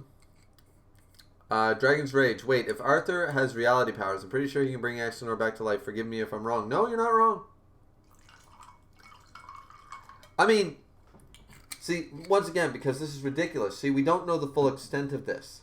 Because if it's just reality warping the environment, then no, he shouldn't be able to bring Escanor back. This also begs the question, is Escanor in the Necropolis? Or did he go to the Celestial Realm because he held a grace? Or is he in Purgatory? Like, we don't really know what happens now. Dead people are supposed to go to the land of the dead, which is the Necropolis. If that were the case, could Arthur pull people out of there with his reality warping? Maybe. But if it was done in the Marvel sense, like it was like the Reality Stone, then no, he shouldn't be able to. In the same way, technically, you can look at it two ways. It's either he's OP, he's like, he can literally warp time, space, and reality, or he can just warp the environment around him. If that's the case, then that would make sense as to why he can't revive his own arm. If he can warp the environment and the space around him, but he can't actually warp nature or the laws of nature and stuff, that would make it less OP anyways, I think. But we don't know the rules, once again, and Nakaba will not explain them. And then he'll bring up that Arthur can do something that he should have done this chapter 10 chapters from now, and he could have done that the whole time, and he never did, you know.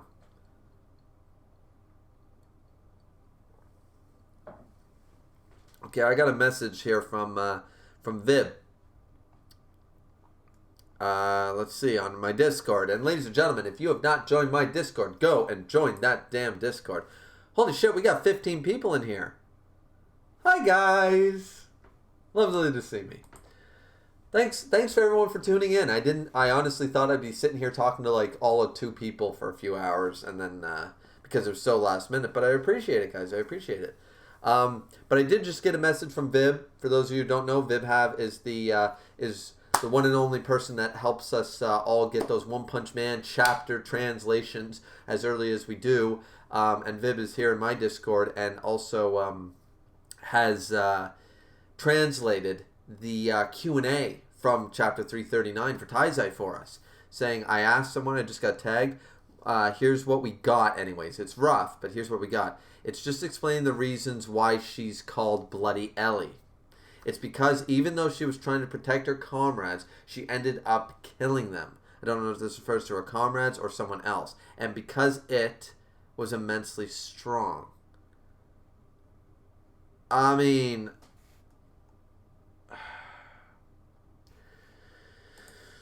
okay. So I think we got the earliest one. So yeah, we are the first ones. Let all your friends know we've got the first rough translation of the Q&A. Not that it matters too much because we're not fully sure what this means. So why she's called Bloody Ellie? We've all been curious about that. It's because even though she was trying to protect her comrades, she ended up killing them. Like this, and as I said, this could refer to her comrades or someone else. So it's either she was trying to protect her comrades, couldn't control her power, and ended up killing everyone in the vicinity. Or it's reference to that she was just trying to protect people, like we've seen her do before with the the endurance stuff. She tried to protect everyone, keep everyone from fighting, but ended up slaughtering like an entire battalion of demons or something one time. And because that was immensely strong. The problem with that is that's such bullshit. Like, we're not going to do the Bloody Ellie thing. Like, why is she called Bloody Ellie? Well, because she did this. It's like, you could have explained that. And it's never referenced again, and we don't see her. And Meliodas talks as though, like, he's smiling, like, you don't remember what she is, do you? Her name. As though it's a good thing. If she ended up killing a bunch of people, she wouldn't be happy about the title. They make it sound like she should be proud of this title, but she's just hasn't been this way for a long time, and now it's necessary to once again become Bloody Ellie one last time and put you in your place, Meliodas wouldn't be smirking about this if this is the case. So once again, this is rough, but it's Nakaba making shit up on the spot again, and it doesn't make any sense. All right, let's check what the chat is saying again, because now we got a pretty good chat going. So let's see. I'm curious. The title: Dragon's Rage. Wait, if Arthur has reality powers, I'm pretty sure he can bring Escanor back to life. Forgive me if I'm wrong. Oh, I already read that one. Yes, we talked about that. Once again, hard to say if the reality powers are reality environmental solely, if it's time, space, reality, life, death, the whole bit, OP. Is he omnipotent? I don't know. If he's chaos now, if he's the king of chaos and has the power of chaos, who can create creator gods, who can create entire races, I would think Arthur can bring Escanor back, yes. Andrew says, yeah, Chibi just stopped reviewing the manga around the Sinner stuff. Hasn't talked about it since then. Okay, yeah, I used to watch a little bit of Chibi. Not a huge fan, so. But yeah, good to know. The One Above All. Hey, one. He could be... He could. He is a reality warped, but I don't think Nakaba even thought of that. I think one's referencing that he can bring Escanor back, but I don't think Nakaba even thought about doing that. Well... If he doesn't bring Escanor back, man, like, he might as well do it, because at this point, Escanor is the reason. But the problem with that is, once again, that will take away from the greatness of his death chapter. Because if he comes back, I mean, you know what? No, it won't really. Because it was still a fantastic chapter, and we didn't think he was coming back at the time. And there were no Dragon Balls in this universe as far as we knew. So that got introduced after the fact. So there's no way someone could have came to you and said during the Escanor Death chapter, yeah, but Arthur's got reality warping abilities. He could potentially bring him back. Because none of that was established yet. There was no chaos. There was no bullshit. It was back when the series still had a chance. So yeah, just bring Escanor back. Make me like reading Taizai again, please. MC Dude says, make good things happen now that the doors swung open. Go wild. Exactly. Bring Escanor back. The one good thing. Bring Zeldris and Escanor back and have them beat the shit out of everybody. Just big fights. Have Escanor and Zeldris team up. Have them back to back friggin' fighting. Have some crazy Endura beast. The Goddess clan going nuts. Some Purgatory opens up and these creatures of Purgatory run wild trying to get after Chaos. Have Escanor go the one Super Saiyan 3. Make him get really long hair this time and go Super Saiyan 3. He's already gone Super Saiyan 2. And look, it's just like Goku. Goku died, and left for a little bit, and then he came back and he had Super Saiyan 3. So Escanor, had Super Saiyan, had Super Saiyan 2. Now he can come back with Super Saiyan 3. He can get his ponytail. He can look like his wanted poster. He can get the goatee, the long hair, and the ponytail. Be like, the one final form. Fuck it. I'd love it. Don't tell me you guys wouldn't love that shit. Be awesome. With wings. With wings. Be amazing. Yayeet says, but Nakaba said people with graces could eventually be revived after a long time. I don't really. when was that stated, Yayit? If you could link me to something, I don't know if you can post links in the chat. If you could give me like a chapter number or something, or like I don't know, tell me what to search. I don't remember that. I'm not saying you're wrong, but like because this is a 300 plus chapter series, and I don't study it like Tekking studies Bleach and One Piece sort of idea, right? Excuse me. Especially where I have a hate boner for it right now. Yeah.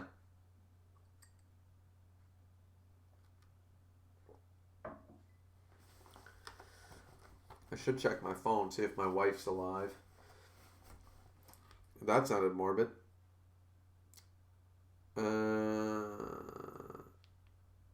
Nope. Yeah, she did. Not just checking. She went to the gym. Since Nakaba opened this box with reality warping, he could just go all out at this point. Same thing MC Dude was saying. That was said by Andrew. Yep, that's right. Tenryu Naito. Man, I'm sorry, man. I can't say that name. I'll call you Tenryu. Tenryu. I think that's what I called you last time. Besides One Piece, is there any other manga or anime that surpasses the Natsu no Taizai in variety of races? Well, if you don't want to count things like Pokemon, Digimon, Toriko with all its different animals and beasts and stuff, if you're talking like actual races with proper characters and things like that, that tops it. I'm sure there is, and for some reason I'm drawing a blank right now. Give me a minute. I'll search through that. The one says, once I'm done reading the chat. The one says, I don't think even Nakaba understands the full potential of reality warpers. No, he doesn't understand how to world build, let alone reality warping. I would be, it's like adding time travel in your stuff. See, that's the one thing. I didn't like when One Piece added time travel, but Oda did it correctly where they can only jump forward. You can't jump back. That is one way to get your ass out of trouble. Because writing time travel is very difficult to keep it consistent and keep it right in an ongoing series. So yeah, there was some Q&A or something. Maybe I'm wrong about the Grace thing, Yaid. Oh, no. You could be right, and that's what I'm saying. I don't know where that Q&A is. Maybe one here has posted it. I was just asking if you knew where that was. Because that sounds familiar, but I'm not sure if it was in a chapter or what.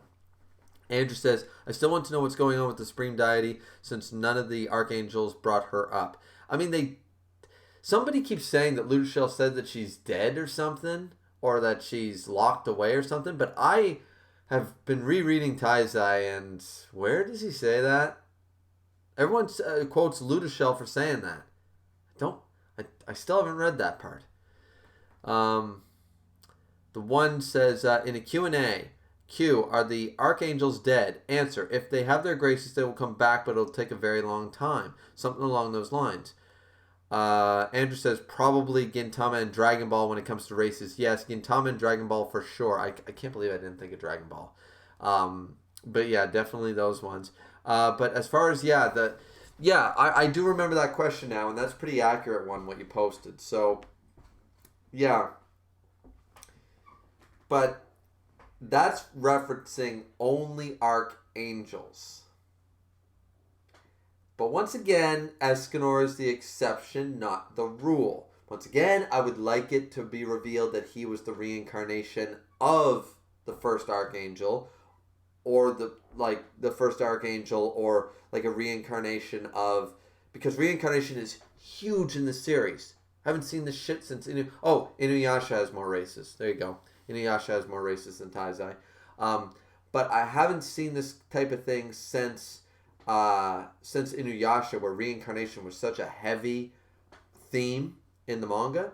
So it would, once again, I thought it was poetic and made perfect sense that would explain everything Escanor has been able to do, why he can hold the grace, why he can use it, why he can use so much power, and why he was able to use it for 40 years.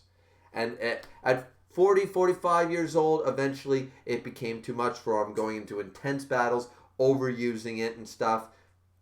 It made sense why his body eventually gave out. He might be the reincarnation of the original angel, the original demon, or or he was the first possessor of sunshine. When sunshine was first created, it was created for Escanor, and something happened, blah, blah, blah, whatever. Or Escanor's first being the first archangel, right? Or the first archangel that possessed sunshine, blah, blah, blah. You know what I mean? An archangel. That's always been my theory. I've made theory videos about that before on my channel. But if that's the case, then it would make perfect sense. It would explain away everything he's done. It would wrap it all up by just saying he's the reincarnation. Reincarnation's an established theme. Easily bought it. I would easily buy that. We've already seen it with Elizabeth. Elizabeth has reincarnated as humans. She's a goddess. So why couldn't another goddess reincarnate? Lo and behold, as a human.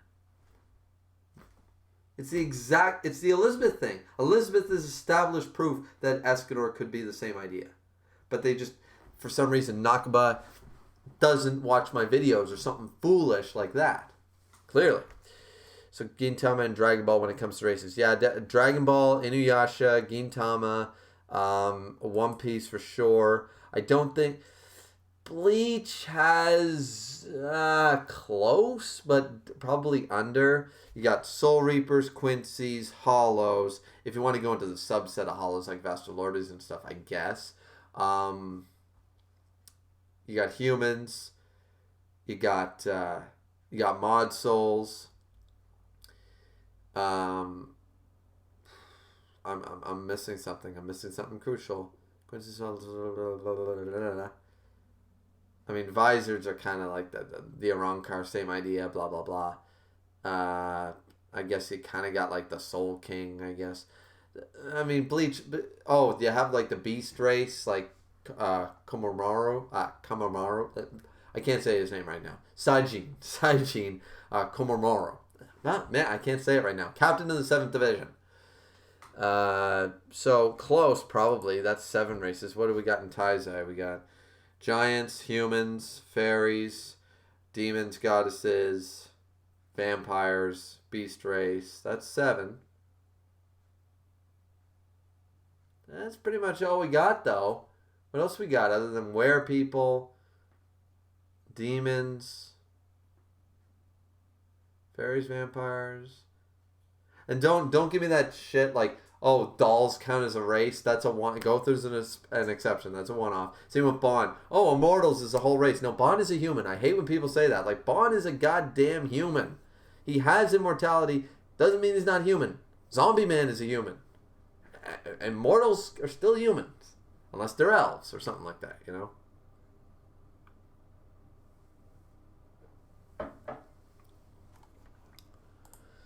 So let's check the chat again. Okay. True. Oh, yeah. Here's one. Yeah, using Bleach. Oh, Fullbringers are technically humans, man. Like, once again, a wrong car. Once again, you like classify that. Like, if you want to go, I guess Vasto Lorde is different from like a Metasgrana. You want to do the 3 levels of Hollow, that's fine. But I think a wrong car, just like a Visored, it's a Soul Reaper with all the powers. Then a wrong car is a Hollow with nah, I wouldn't count that. Same with Fullbring. Fullbring just happens to be human with powers. It doesn't mean they're not humans, I guess. Does that make sense? I mean, but if you want to stretch it a little bit, sure. But then you'd have to stretch the whole Gothar is a doll and Bond is an immortal as separate races, at least for me. Or that's more like red demon, gray demon, that kind of shit. Does that make sense? But yeah, I'd say Bleach is pretty close in amount of races. Dragon's Rage. If Escanor reincarnates into someone else, unless they have the same prideful personality, it won't be the same. No. I'm not saying that. I'm saying that the concept that Escanor is the reincarnation of the first archangel. And that would make sense as to why I was trying to explain that the question was because he had a grace, he should be able to come back. It should just take a very long time. He's not an archangel, though, was my argument. And that was referencing archangels. However, if my theory, that Nakaba seems to keep not using, even in his backstory, that Escanor is the reincarnation in human form of an archangel, the first possessor of sunshine perhaps, then it would make sense that he could come back as himself, as Escanor. Not a reincarnation of Escanor, but Escanor truly himself. He can just reincarnate, just like Elizabeth did. Elizabeth becomes Elizabeth every time. Slightly different in appearance, but still Elizabeth. That's what I meant. Yeah, I know the name one, Sajin Komomoro, but it's Komomoro. Yeah, see, still can't say it. I know the name. I just, for some reason, I can't pronounce it right now. Festival higher level hollows, yeah. Light Now will have more details on more races. Yeah, I believe that. Just different forms of hollows. Yeah, so if you want to count it that way, if you just want to do hollows, I mean, I would technically count the 3 classifications. There's the Vasto Lorde, the Menace Grande, and the... Why can't I think of that, man? One is going to kick my ass for that. There is one other one, but yeah. Bleach has fewer races than the Natsu no Taizai. I don't know. I like... Of the Demons from Hell, the Demons from Hell, yeah. Bleach has fewer races, yeah, but it's close. If it does, it's like 8-6. You know what I'm saying? Like it's pretty close. I know he's artificial, but he was one of them. He's a hollow Quincy and Shinigami, yeah. I'm gonna look through my manga app, and I'm just gonna see if there's any other that I'm missing offhand.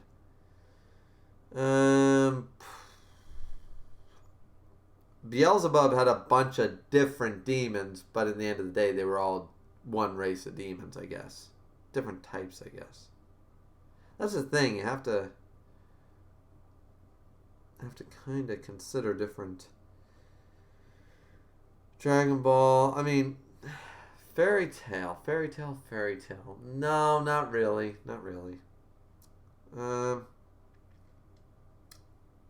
Inuyasha for sure.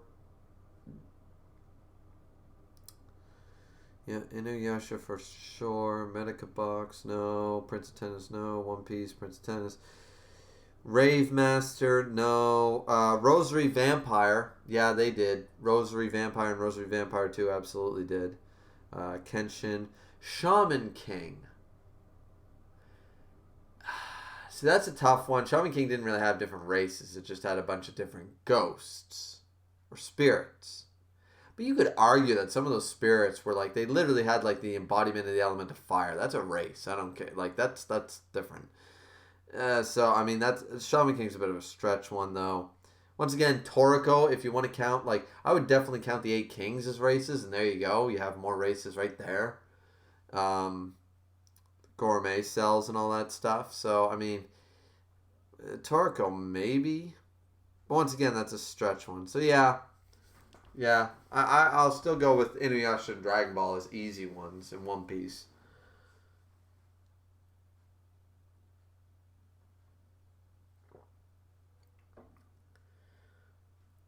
Yeah, one's right. Yeah, Beelzebub was mostly humans and demons. Yeah, like you could count like some of the demons of what is this, Behemoth's Pillar all had like the fish gills look, right?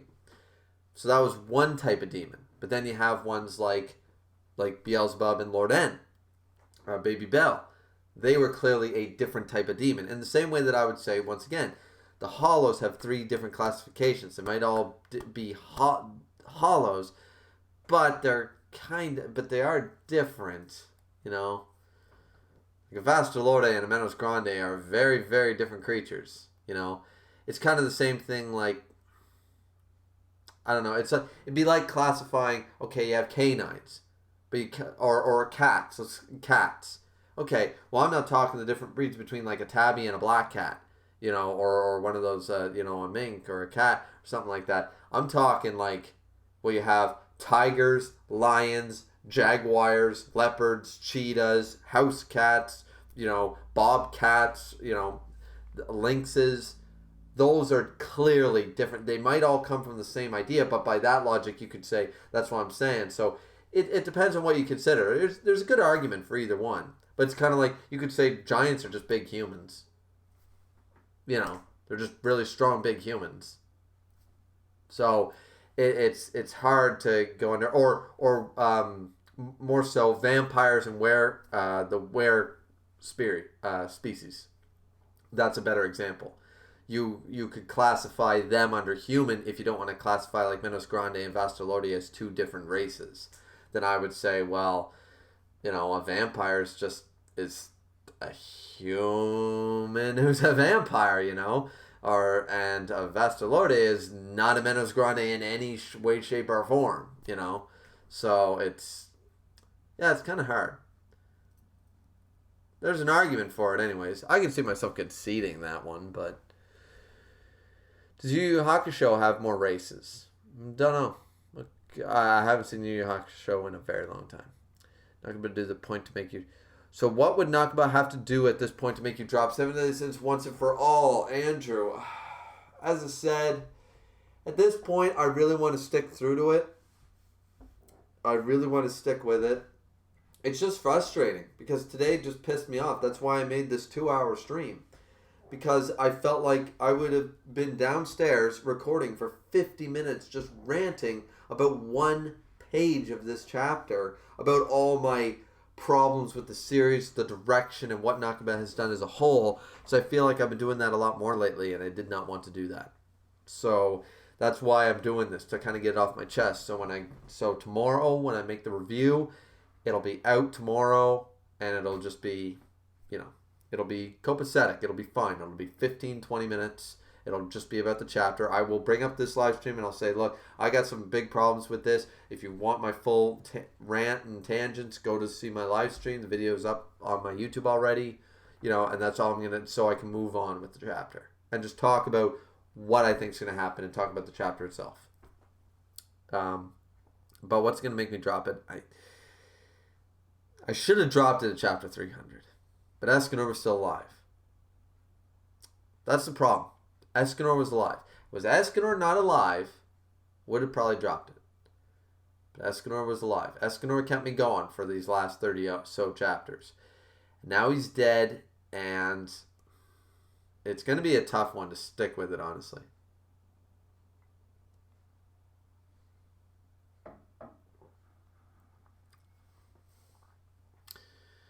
You had different forms of demons. Spirits are kind of weird, but I guess 2 to 3 main races. Yeah, Bondstaff was a different race as well. You don't know if they're like werewolves. They could come from humans too. That's what I'm saying.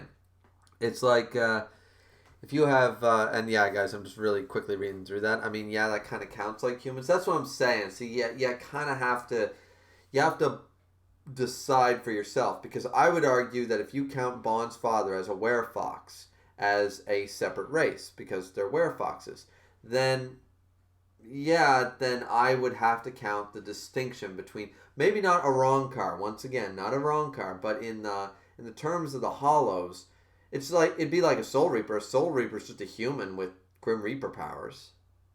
I mean, really, think about it. So you count Soul Reaper as different from Quincy, as different from human, but they're all human, in a sense. Quincy's are all humans, but they're Quincy's. Like, Uryu is a human, but he's a Quincy.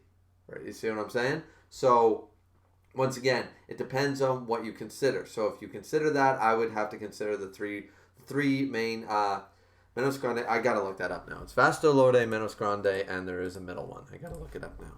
Hollow Bleach. I need to know. My Bleach... My Bleach love coming back. It's also failed me. I failed myself. Appearance, destruction, demi-hollow. Classifications of Menos. Well, there's the Menos Grande or the Gillian. Yeah, I can't say this. That's why. It's the Adjuchas. Adjuchas. Yeah, and then there's Vastalorde. So, yeah. Okay, good. Good to know. But yeah, so I would argue that if you count werefox and vampire, then you have to count the 3 forms of hollows. Yeah, I mean, we don't know if they're like werewolves. All right, let's get... I mean, yeah, it kind of counts like humans. Yai Redux, I don't think 10 to 15 minutes are even worth it for the review. I mean, generally, I keep most of my reviews, if you guys actually see it, most of my reviews are around 20 minutes. I try to keep them around because YouTube has an algorithm, people tell me, to like try to keep your videos around the 15-minute mark. They're more likely to be picked up and stuff. I don't know the truth to that because the algorithm fluctuates, but in general, I try not to make 30-minute reviews and stuff, right? I try to keep it at least under 30. I try to keep it to 20 minutes is usually my benchmark point. You know, anywhere 18, 22 minutes. Because I feel like when I do an anime episode review too, it's like you guys are watching me talk more about the episode than the length of the goddamn episode, you know? And that to me feels really stupid. Who wants me to literally sit here and talk about a 22-minute episode for 33 minutes? Like, you know?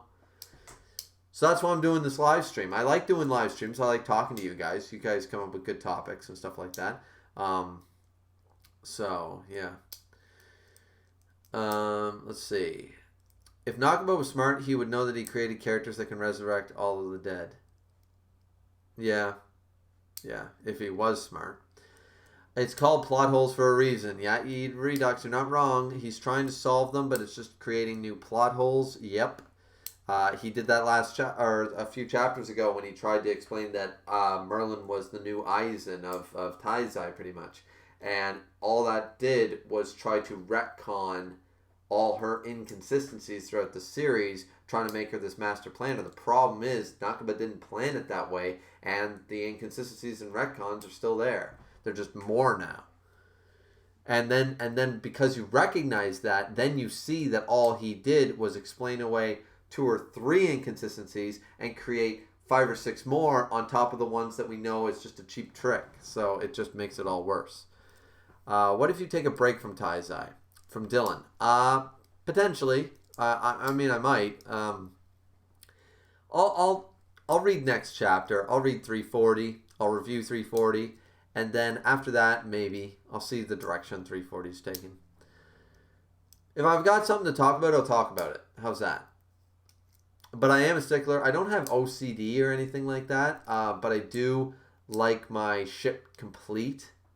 Does that make sense? Like, I like to have complete, nice, clean collections. So I hate skipping chapters. I really do. If it was burning me out, I would. If I had to drop reviewing the anime or something like that because I had too much content to do. Work was hectic. Work's really hectic right now. I might have to start working weekends. It's that bad. But, yeah, like, you know, if it was burning me out or something, I would consider it. But, yeah, Menos, yeah. Gillian, Dukas, and Aronka. Well, Vastalorde, yeah.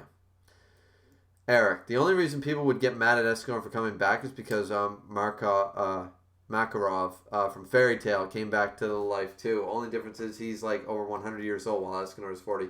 Yeah, yeah, I remember that. That was funny. He kept saying, "I will use all my power." Oh man, don't do it! And then he was fine.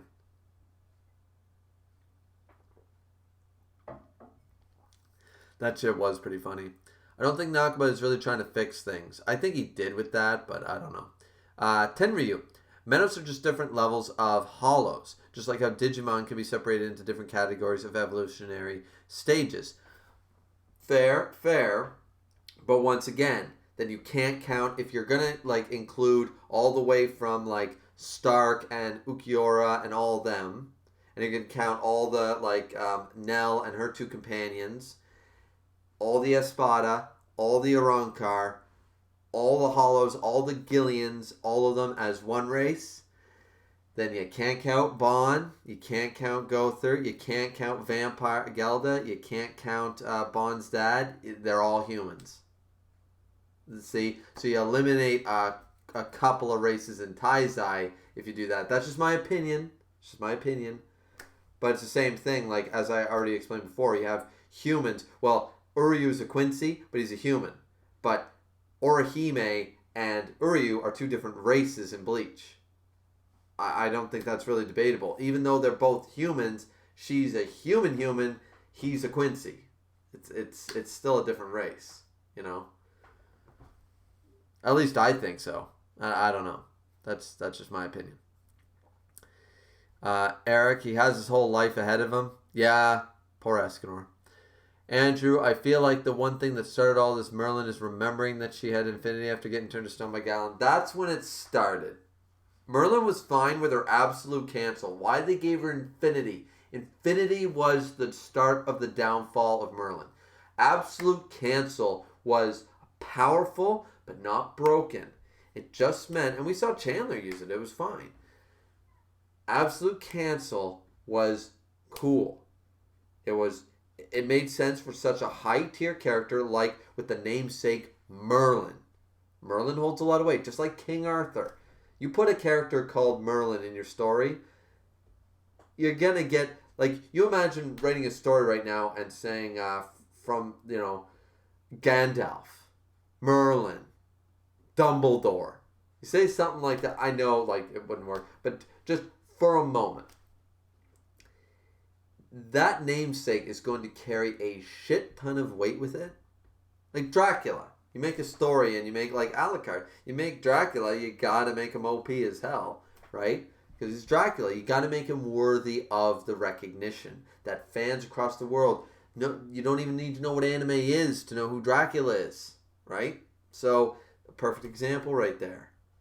So, yeah, like Merlin had powerful ability in absolute cancel, could be used a variety of ways, and she had other spells, but that was her magical ability. And I was good with that. And then they screwed it all up. then they fucked it all up.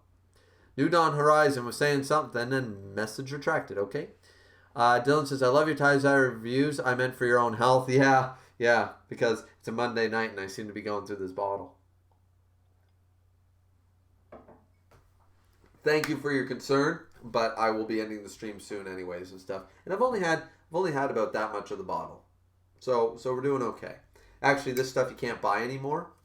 They stopped making it, so I bought myself 12 bottles of it or so. So actually, this is a special occasion rum. It's just left over from the holidays. I opened it for a special occasion being the holidays. But thank you for your concern. Yai Redux says, at this point, the Boruto anime is better than the tie-dye manga. Okay, oh, man, that's hard for me because I hate Naruto, and I can even acknowledge that that's better right now, but Boruto.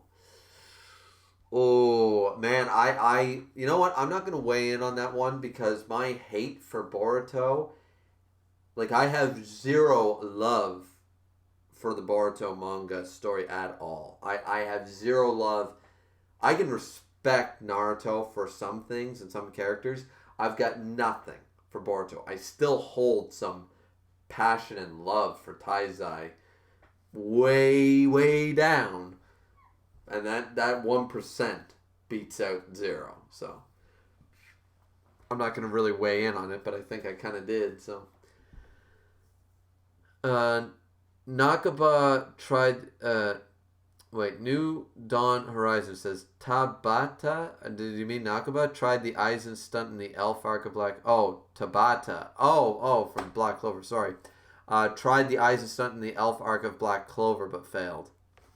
Really?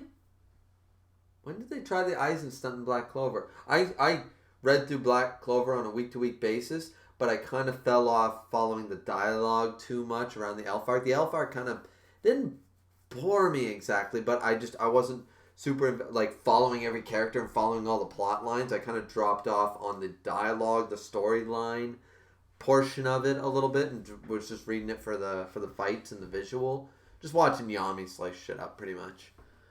I should probably go back and read it because I don't mind Black Clover. Andrew says, Fairy Tail bringing characters multiple times in the final arc was funny. I've never seen a series do that more so when it comes to death. I mean, Dragon Ball Z did it. Dragon Ball Z did it a lot, but at least they always established we have Dragon Balls. So people would want to call it hacks. Sure, it was hacks. And there was one good thing GT, I think, did right. One of the few things GT did right was basically the whole ending of it was the Dragon Balls were overused. They were never meant to do what you guys have done for all of Dragon Ball Z, pretty much, right? So that was a good storyline. That was a good plot idea for Dragon Ball, saying like you can't just keep using the Dragon Balls the way abusing their power, and that was cool.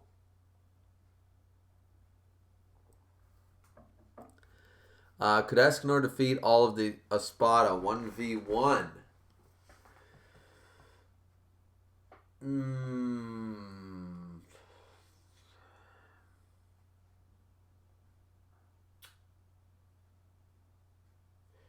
Here's the problem with that. The inconsistency in power scaling in Taizai. Because I could say that Escanor went fisticuffs and was beating back a creator god.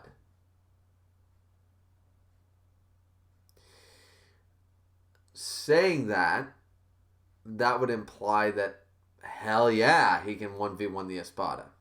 But that power scaling is so bad that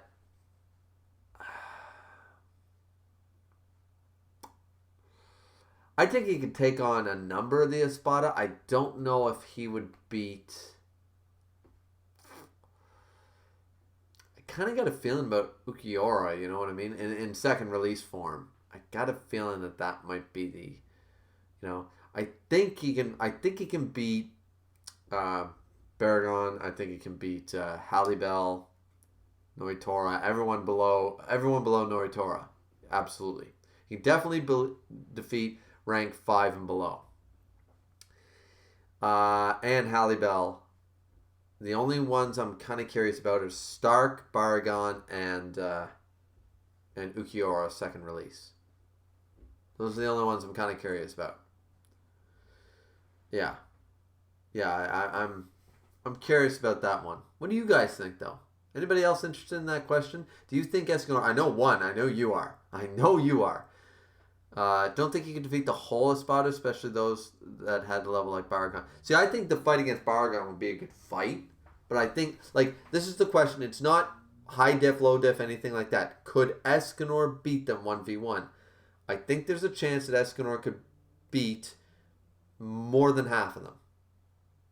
But the ones that I'm kind of questioning is Ukiora, Stark, and Baragon. Those are the three I'm kind of questioning. Everybody else, yeah, he can beat Halibel, and he can beat Neliel, and he can beat Noritora, Grimjow, you know, all them.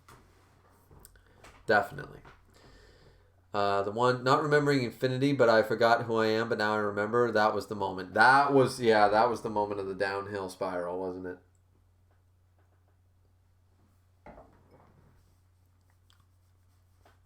Okay, I'm going to read through this right quick, guys, because I'm going to make myself one more drink.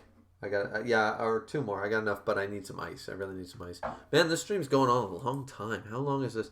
2 hours. I'm kind of glad I did this. I'm actually really glad I did this. I got a lot off my chest, guys. And thank you guys for listening to my rants and stuff. Like, I think I needed this. It wasn't just about Taizai. I think I'm just kind of overwhelmed with work and stuff a little bit, you know. My wife just left too, so of course that sucks, you know, to go back and finish her PhD. So we had a nice visit, but, you know, that's kind of hard on me and stuff, and it's hard on her. And, you know, and I'm back into work mode, and winter sucks, and blah, blah, blah, because Christmas is over, so now it's just a lot of shoveling and cold. So, you know, so... But I come to do this because this makes me happy. I like interacting with you guys. I love that I started my Discord and stuff. So thanks for being here, guys. Let's see. Nah, he would melt... Yayi said, nah, he would melt Respira... I wish. Yeah. Respira. I don't... Are you talking about Bargons?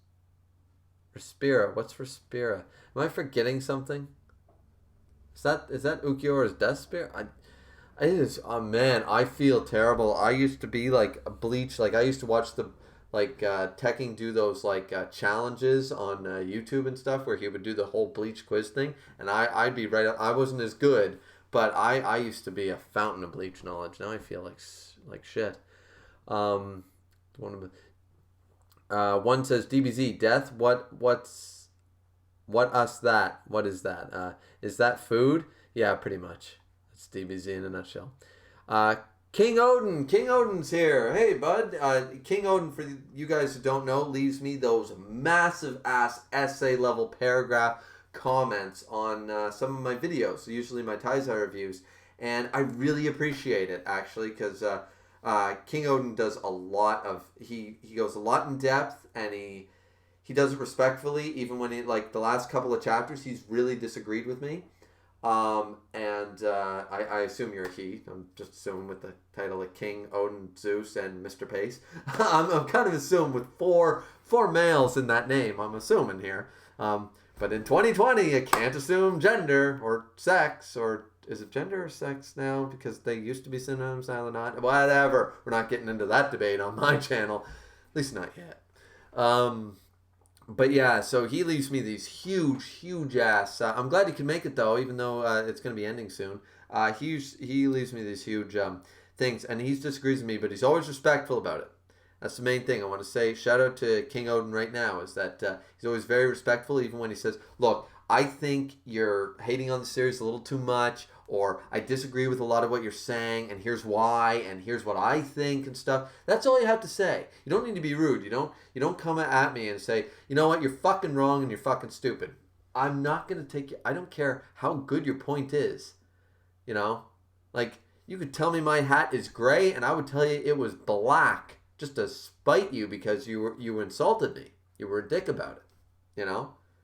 I would start trolling you over that. Like, I don't troll people, but I'd start trolling over something like that, right? So that kind of thing is why I really respect King Odin and stuff. So guys, definitely follow his example. I know everyone in here is always very good, but I just mean in general. I just want to say, because he takes the time to write out these big things when he really disagrees. Most of the time I get a lot of people saying, well, this one point I didn't really care for, but most of it, yeah, you're right, I hate this, I hate that, and you guys just give me your thoughts. Odin really goes above and beyond and makes sure to key points that he disagrees with. He goes through it from my videos and stuff. So shout out to you, man. I would say I don't think any one short of top tier could kill Baragon. Yeah, Baragon's a tough one. That's what I'm saying. Baragon's pretty tough. I think Escanor could do it, but I think it'd be high diff. I would say he could beat some of the lowest, but not all of them, like the ones that are just brute force he could beat. Yeah, that's what I'm saying, like the one, yeah. I'm saying he could beat over half the Espada, for sure. I don't know about all of them. Because of his ability, King Odin, yeah, you're right. Yait says, actually, he couldn't beat any of them at Los Noches, because Los Noches is permanent true knight. At Los Noches, maybe not. That's a good point. But let's give him a neutral ground. Let's give him Katakura Town. The one says, yeah, the power of Baragon, that if you get close, time slows down and the respiratory is overkill. Yeah, but hold on, guys. You just brought it up. The power of Baragon, if you get close, time slows down. So he would stay in the one longer. Consider that for a second. He would stay in the one longer the closer he was to the dude. I'm just saying. I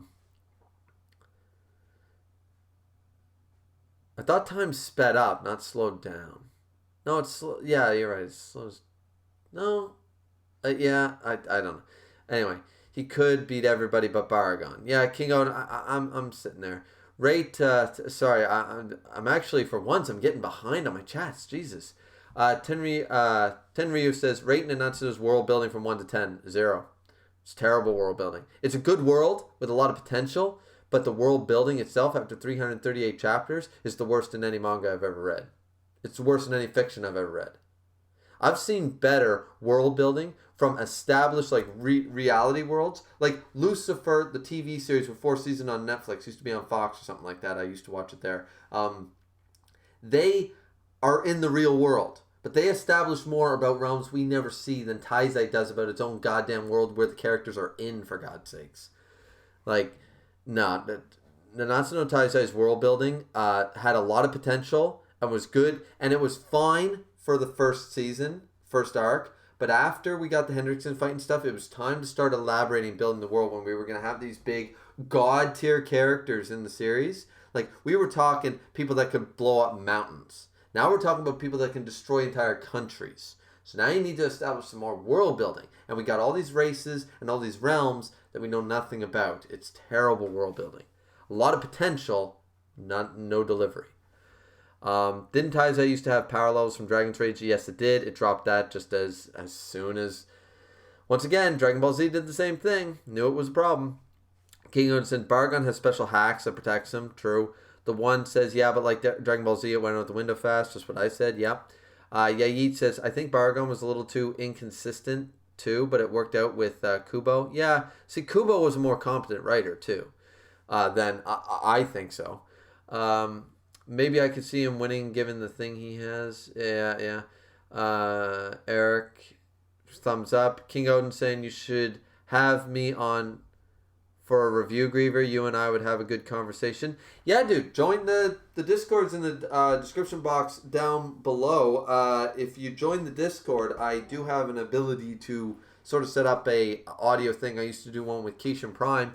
I was thinking of starting that back up again. We were going to invite guests on, so maybe some time that works for you or something. Maybe we could have a Taizai discussion with a few other people in here. That would be fun. Something like this. Maybe, chapter 344 comes out or something like that, and we, it's a major chapter and we all want to discuss. Maybe I'll open the floor and I'll have the Discord audio here in the live stream. We can all just talk on air about what we think and blah, blah, blah. It'd be a lot of fun. I'm very open to that. And you guys don't need to be YouTubers to jump in. That, just anybody in my Discord who wants to talk Taizai, as long as you're respectful and shit, can jump right in and stuff. I might start doing that. Grim used to do that a lot. Grim Reaper. Go follow his channel. And join his Discord too. Dragon's Rage. You should do more of these streams. Yeah, I should. My throat's killing me now. But yeah, I really should. I enjoy them. King Odin says Respira is the Baragon's release ability. Yeah, see, I feel, as I said, I feel like shit because I used to have all that Bleach knowledge. Now I don't. Is a mist that Baragon releases everything he touches decays. That's right. Time slows down, but he's got the mist that decays. That's right. That's why I thought it sped up or something.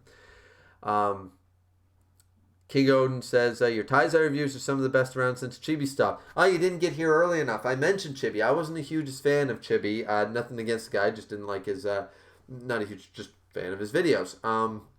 But yeah, I did mention that I was like a lieutenant or a captain of Taizai reviews on YouTube, since I don't really know any big names to really cover it. King of Lightning once in a while talks about it. Naxaku talks about it, but reviewing the chapters, the only one big name that I knew of was Chibi, pretty much, and he apparently stopped. So, but thanks for the compliment, man. Really appreciate it. King Odin says, indeed I am male and the one true king. It's stealing that Mufasa line. No. I don't know about that. The one above all says, I don't care, you are stupid. Grim 101. Yeah, pretty much. I agree, Nanatsuno Taizai world is very empty. Nanatsuno Taizai doesn't really go past Leonis, but even then it's mostly just rocks. King Odin once again. Yes, I agree. That's a problem. It has such big potential for world building and nothing. We have places but no clear picture of what they look like or the scope of them. Same idea. King Odin. Yeah, exactly. Andrew, so whatever happened to the Boar's Hat podcast? I'll talk about that in a second.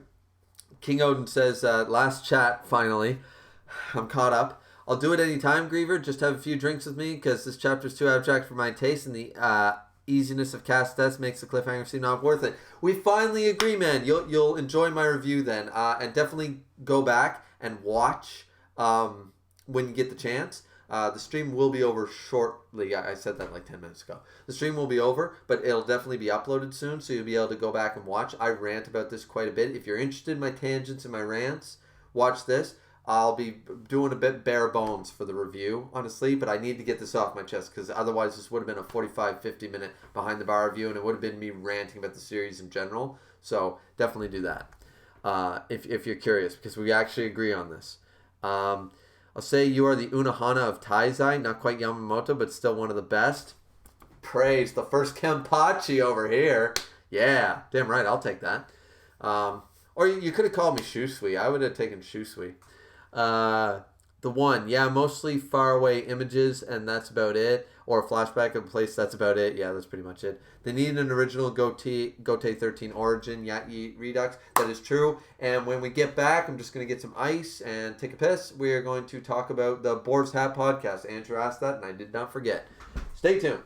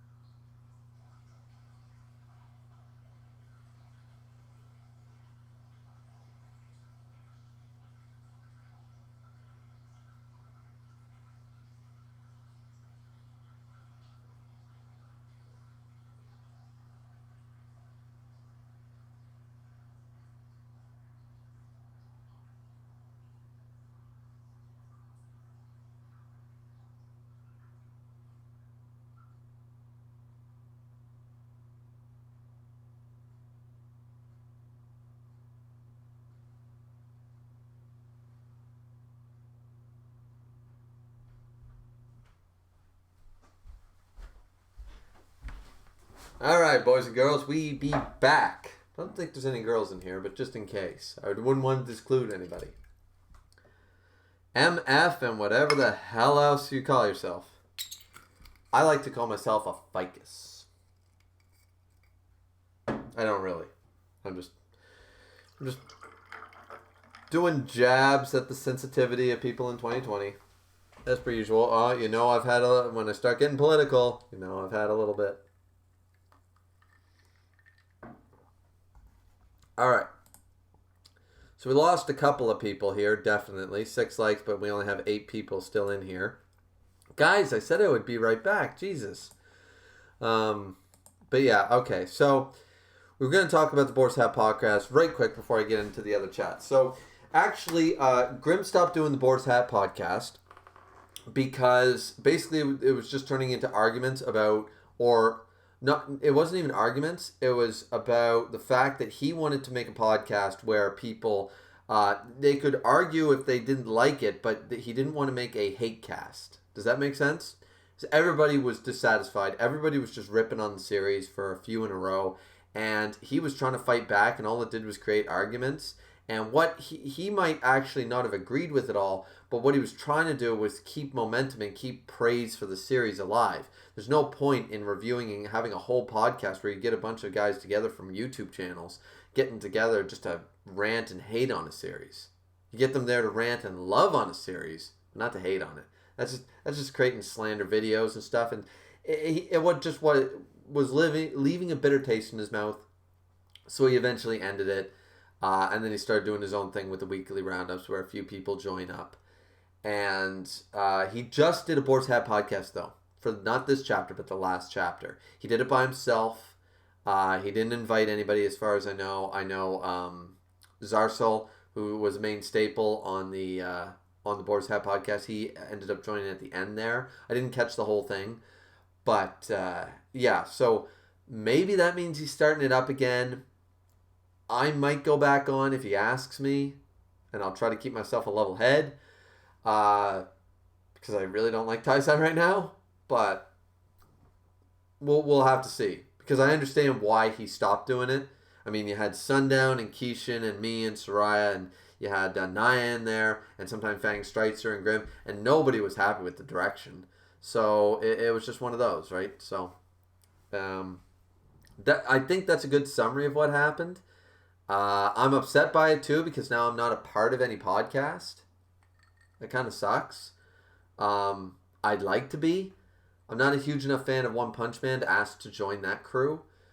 I enjoyed the one I was doing with Keishan. We got to start that up again. But everything on my channel is kind of heavy. I just like joining other people's podcasts once in a while. But nobody else that I really talk to on a regular basis does the podcasts on YouTube very much. I did one on Naya's. When Naya does them and invites me, sure. But Naya does a lot of podcasts on series I just don't follow, right? So I do miss the Boar's Hat podcasts.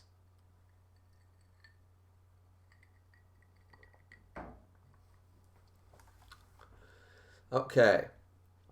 So, the one. Never a full on how it looks, the history of this place. Yeah, I mean, they kind of did have the origin of the Gotei 13, sort of, but not really. Shusui is one of my faves, too, so that works, from King Odin. Yeah, Shusui, awesome. That man is a monster in Shikai alone. Damn right he is. Why do you think I said, first Kenpachi is cool, but I could be Shusui. I love dual wielding, that's why. And Shusui's awesome. Shunsui and Ukitake are both amazing and very underused, especially Ukitake, King Odin, yep. And Unohana too, for that matter, yep. The 3 strongest captains next to Yamamoto, and they're underused as shit. The one, Ukitake was almost never used unless it was in non-canon arcs, yep. King Odin, Briefer, I think, do you mean Griever?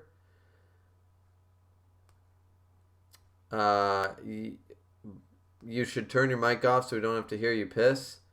Oh, I don't know if could you hear that? The fan was running, the door was closed, but sorry about that if you did. I'll make sure to remember that next time. Yeah. Now I'm embarrassed. I'm so flushed. I don't really care, but yeah. For next time, I kind of do. Yeah, okay. Good to know. Can I? How do I? Can I easily do that here? I think I can. Yeah, I think I can. Okay. Um, let's go back into this. Uh, whew. Oh man. Sometimes wearing that hat, you just want to. What do you think of the chances of Mile full power being showed off? Nope.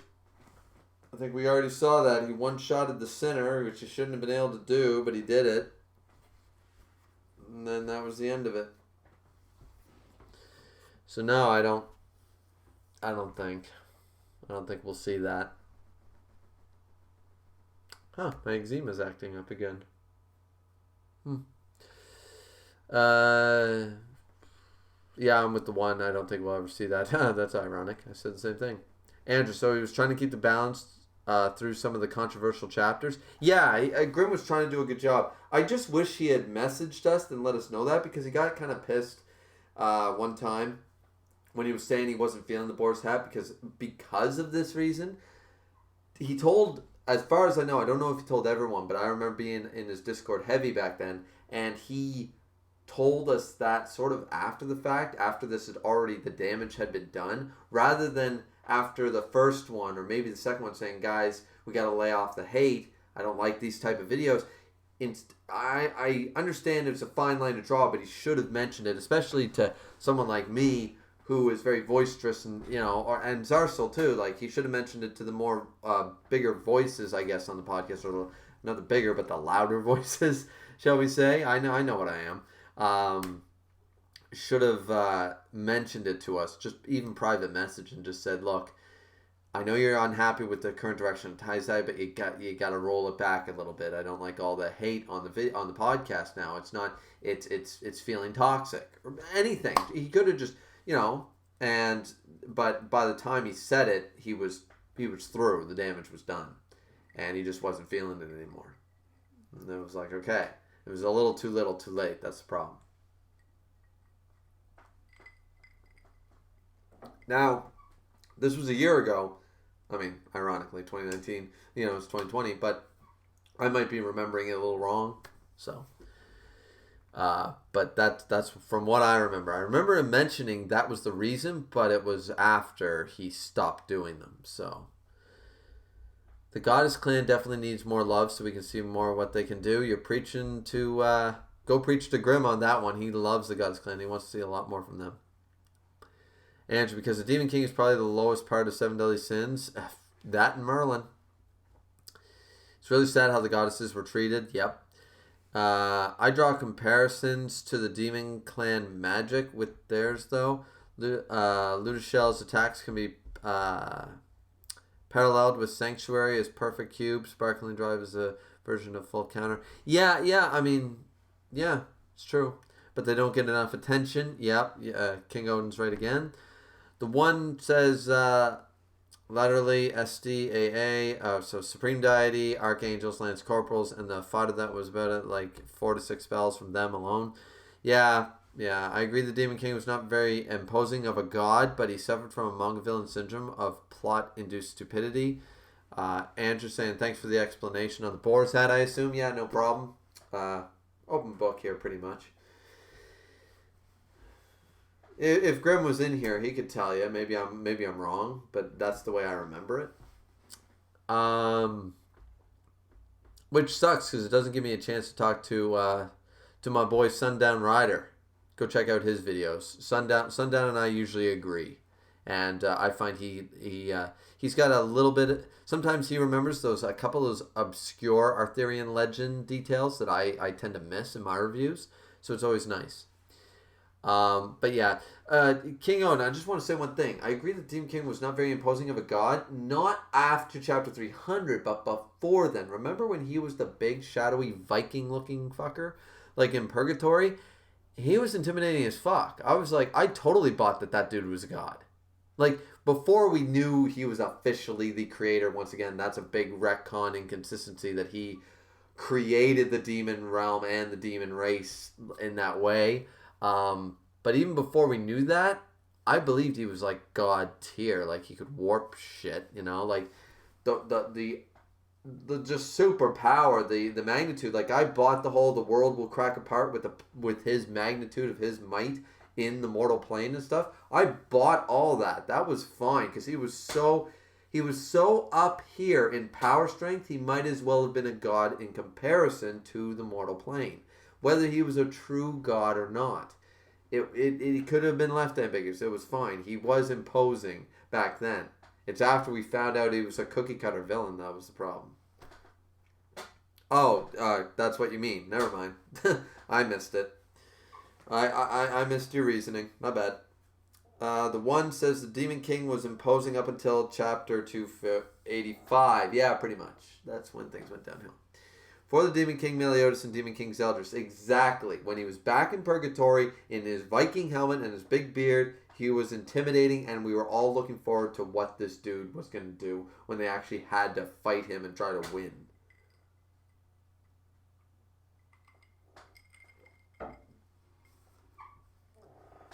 I think the only way to make him be a god at that point was for him to flat out kill the one. I mean, true. Very, very true. Well, this thing's been going on for 2.5 hours. I think we did pretty successful, but if we continue to grow in viewers, I think going for that piss. I think King Odin was right. I think people could hear me take a leak, and I think that turned a lot of people off. Go figure. Yeah, good to know for next time. I did not know that mic is that good. Huh. Anyways, but yeah, 2.5 hours. We're dropping viewers, not gaining anymore. So I think it's a good time to end it. I didn't really intend for it to be this long, but we got quite a few people in here, so that's good. That's good. So yeah, I think we'll end it here after I answer these last couple. It's basically going back and forth between King Odin and one and me right now, so. Which is never a bad thing. At least you guys talk. You guys like to talk a lot, which is good. Because I like to talk a lot too. You guys bring up good things. I think the only way to make him be a god, yeah. And the one said it would be a way. It would, in a way, be at the point we knew Meliodas could have literally ended all in one hit. Yeah, that was bad. That was bad. King Odin says, "Don't blame the piss. It is expected at a bar." Yeah, no shit. No shit. Dragon's Rage is still here and says later. Yeah, but actually, no, seriously, thanks for the detail, because I literally thought with the fan and door closed, nobody could hear, but the bathroom is literally right behind that wall. You know, where the bookcase is. It's right there, so it makes sense. So, sorry about that. But, anyway, thanks for letting me know. So Dragon Rage says later. Andrew says nice stream. Yep, thanks man. Eric says bye. Yep, thanks for showing up. Thanks to everybody who showed up. I don't know where my homies from the Discord is at. One showed up, but I told everyone. I mean, Trombonist Abby showed up and stuff, but Chubb and Greek and Vib. I mean, you guys might be in here, but you didn't talk. Just saying. What's up with that though? I gave them forewarning that I might do this, and they seem to think it was a good idea, and then they don't show up. What the hell? I'm just messing around. King Odin says, I agree, Meliodas taking down the one multiple times is what made the Demon King more laughable. Yeah, it really did. All right, so yeah, that's the last thing I'm gonna talk. The last thing I'm gonna comment on the comment. Blah blah blah. So yeah. That's the end of the stream, guys. Don't forget to like, comment, and subscribe if you haven't already. Always really appreciate it. Don't forget to join the Discord if you haven't. That's where you'll definitely be updated if you don't hit the bell notification, blah, blah, blah, that kind of stuff. You'll always be notified in my Discord when I drop a video, whether a live stream or a video or whatever. It'll always be mentioned in the Discord.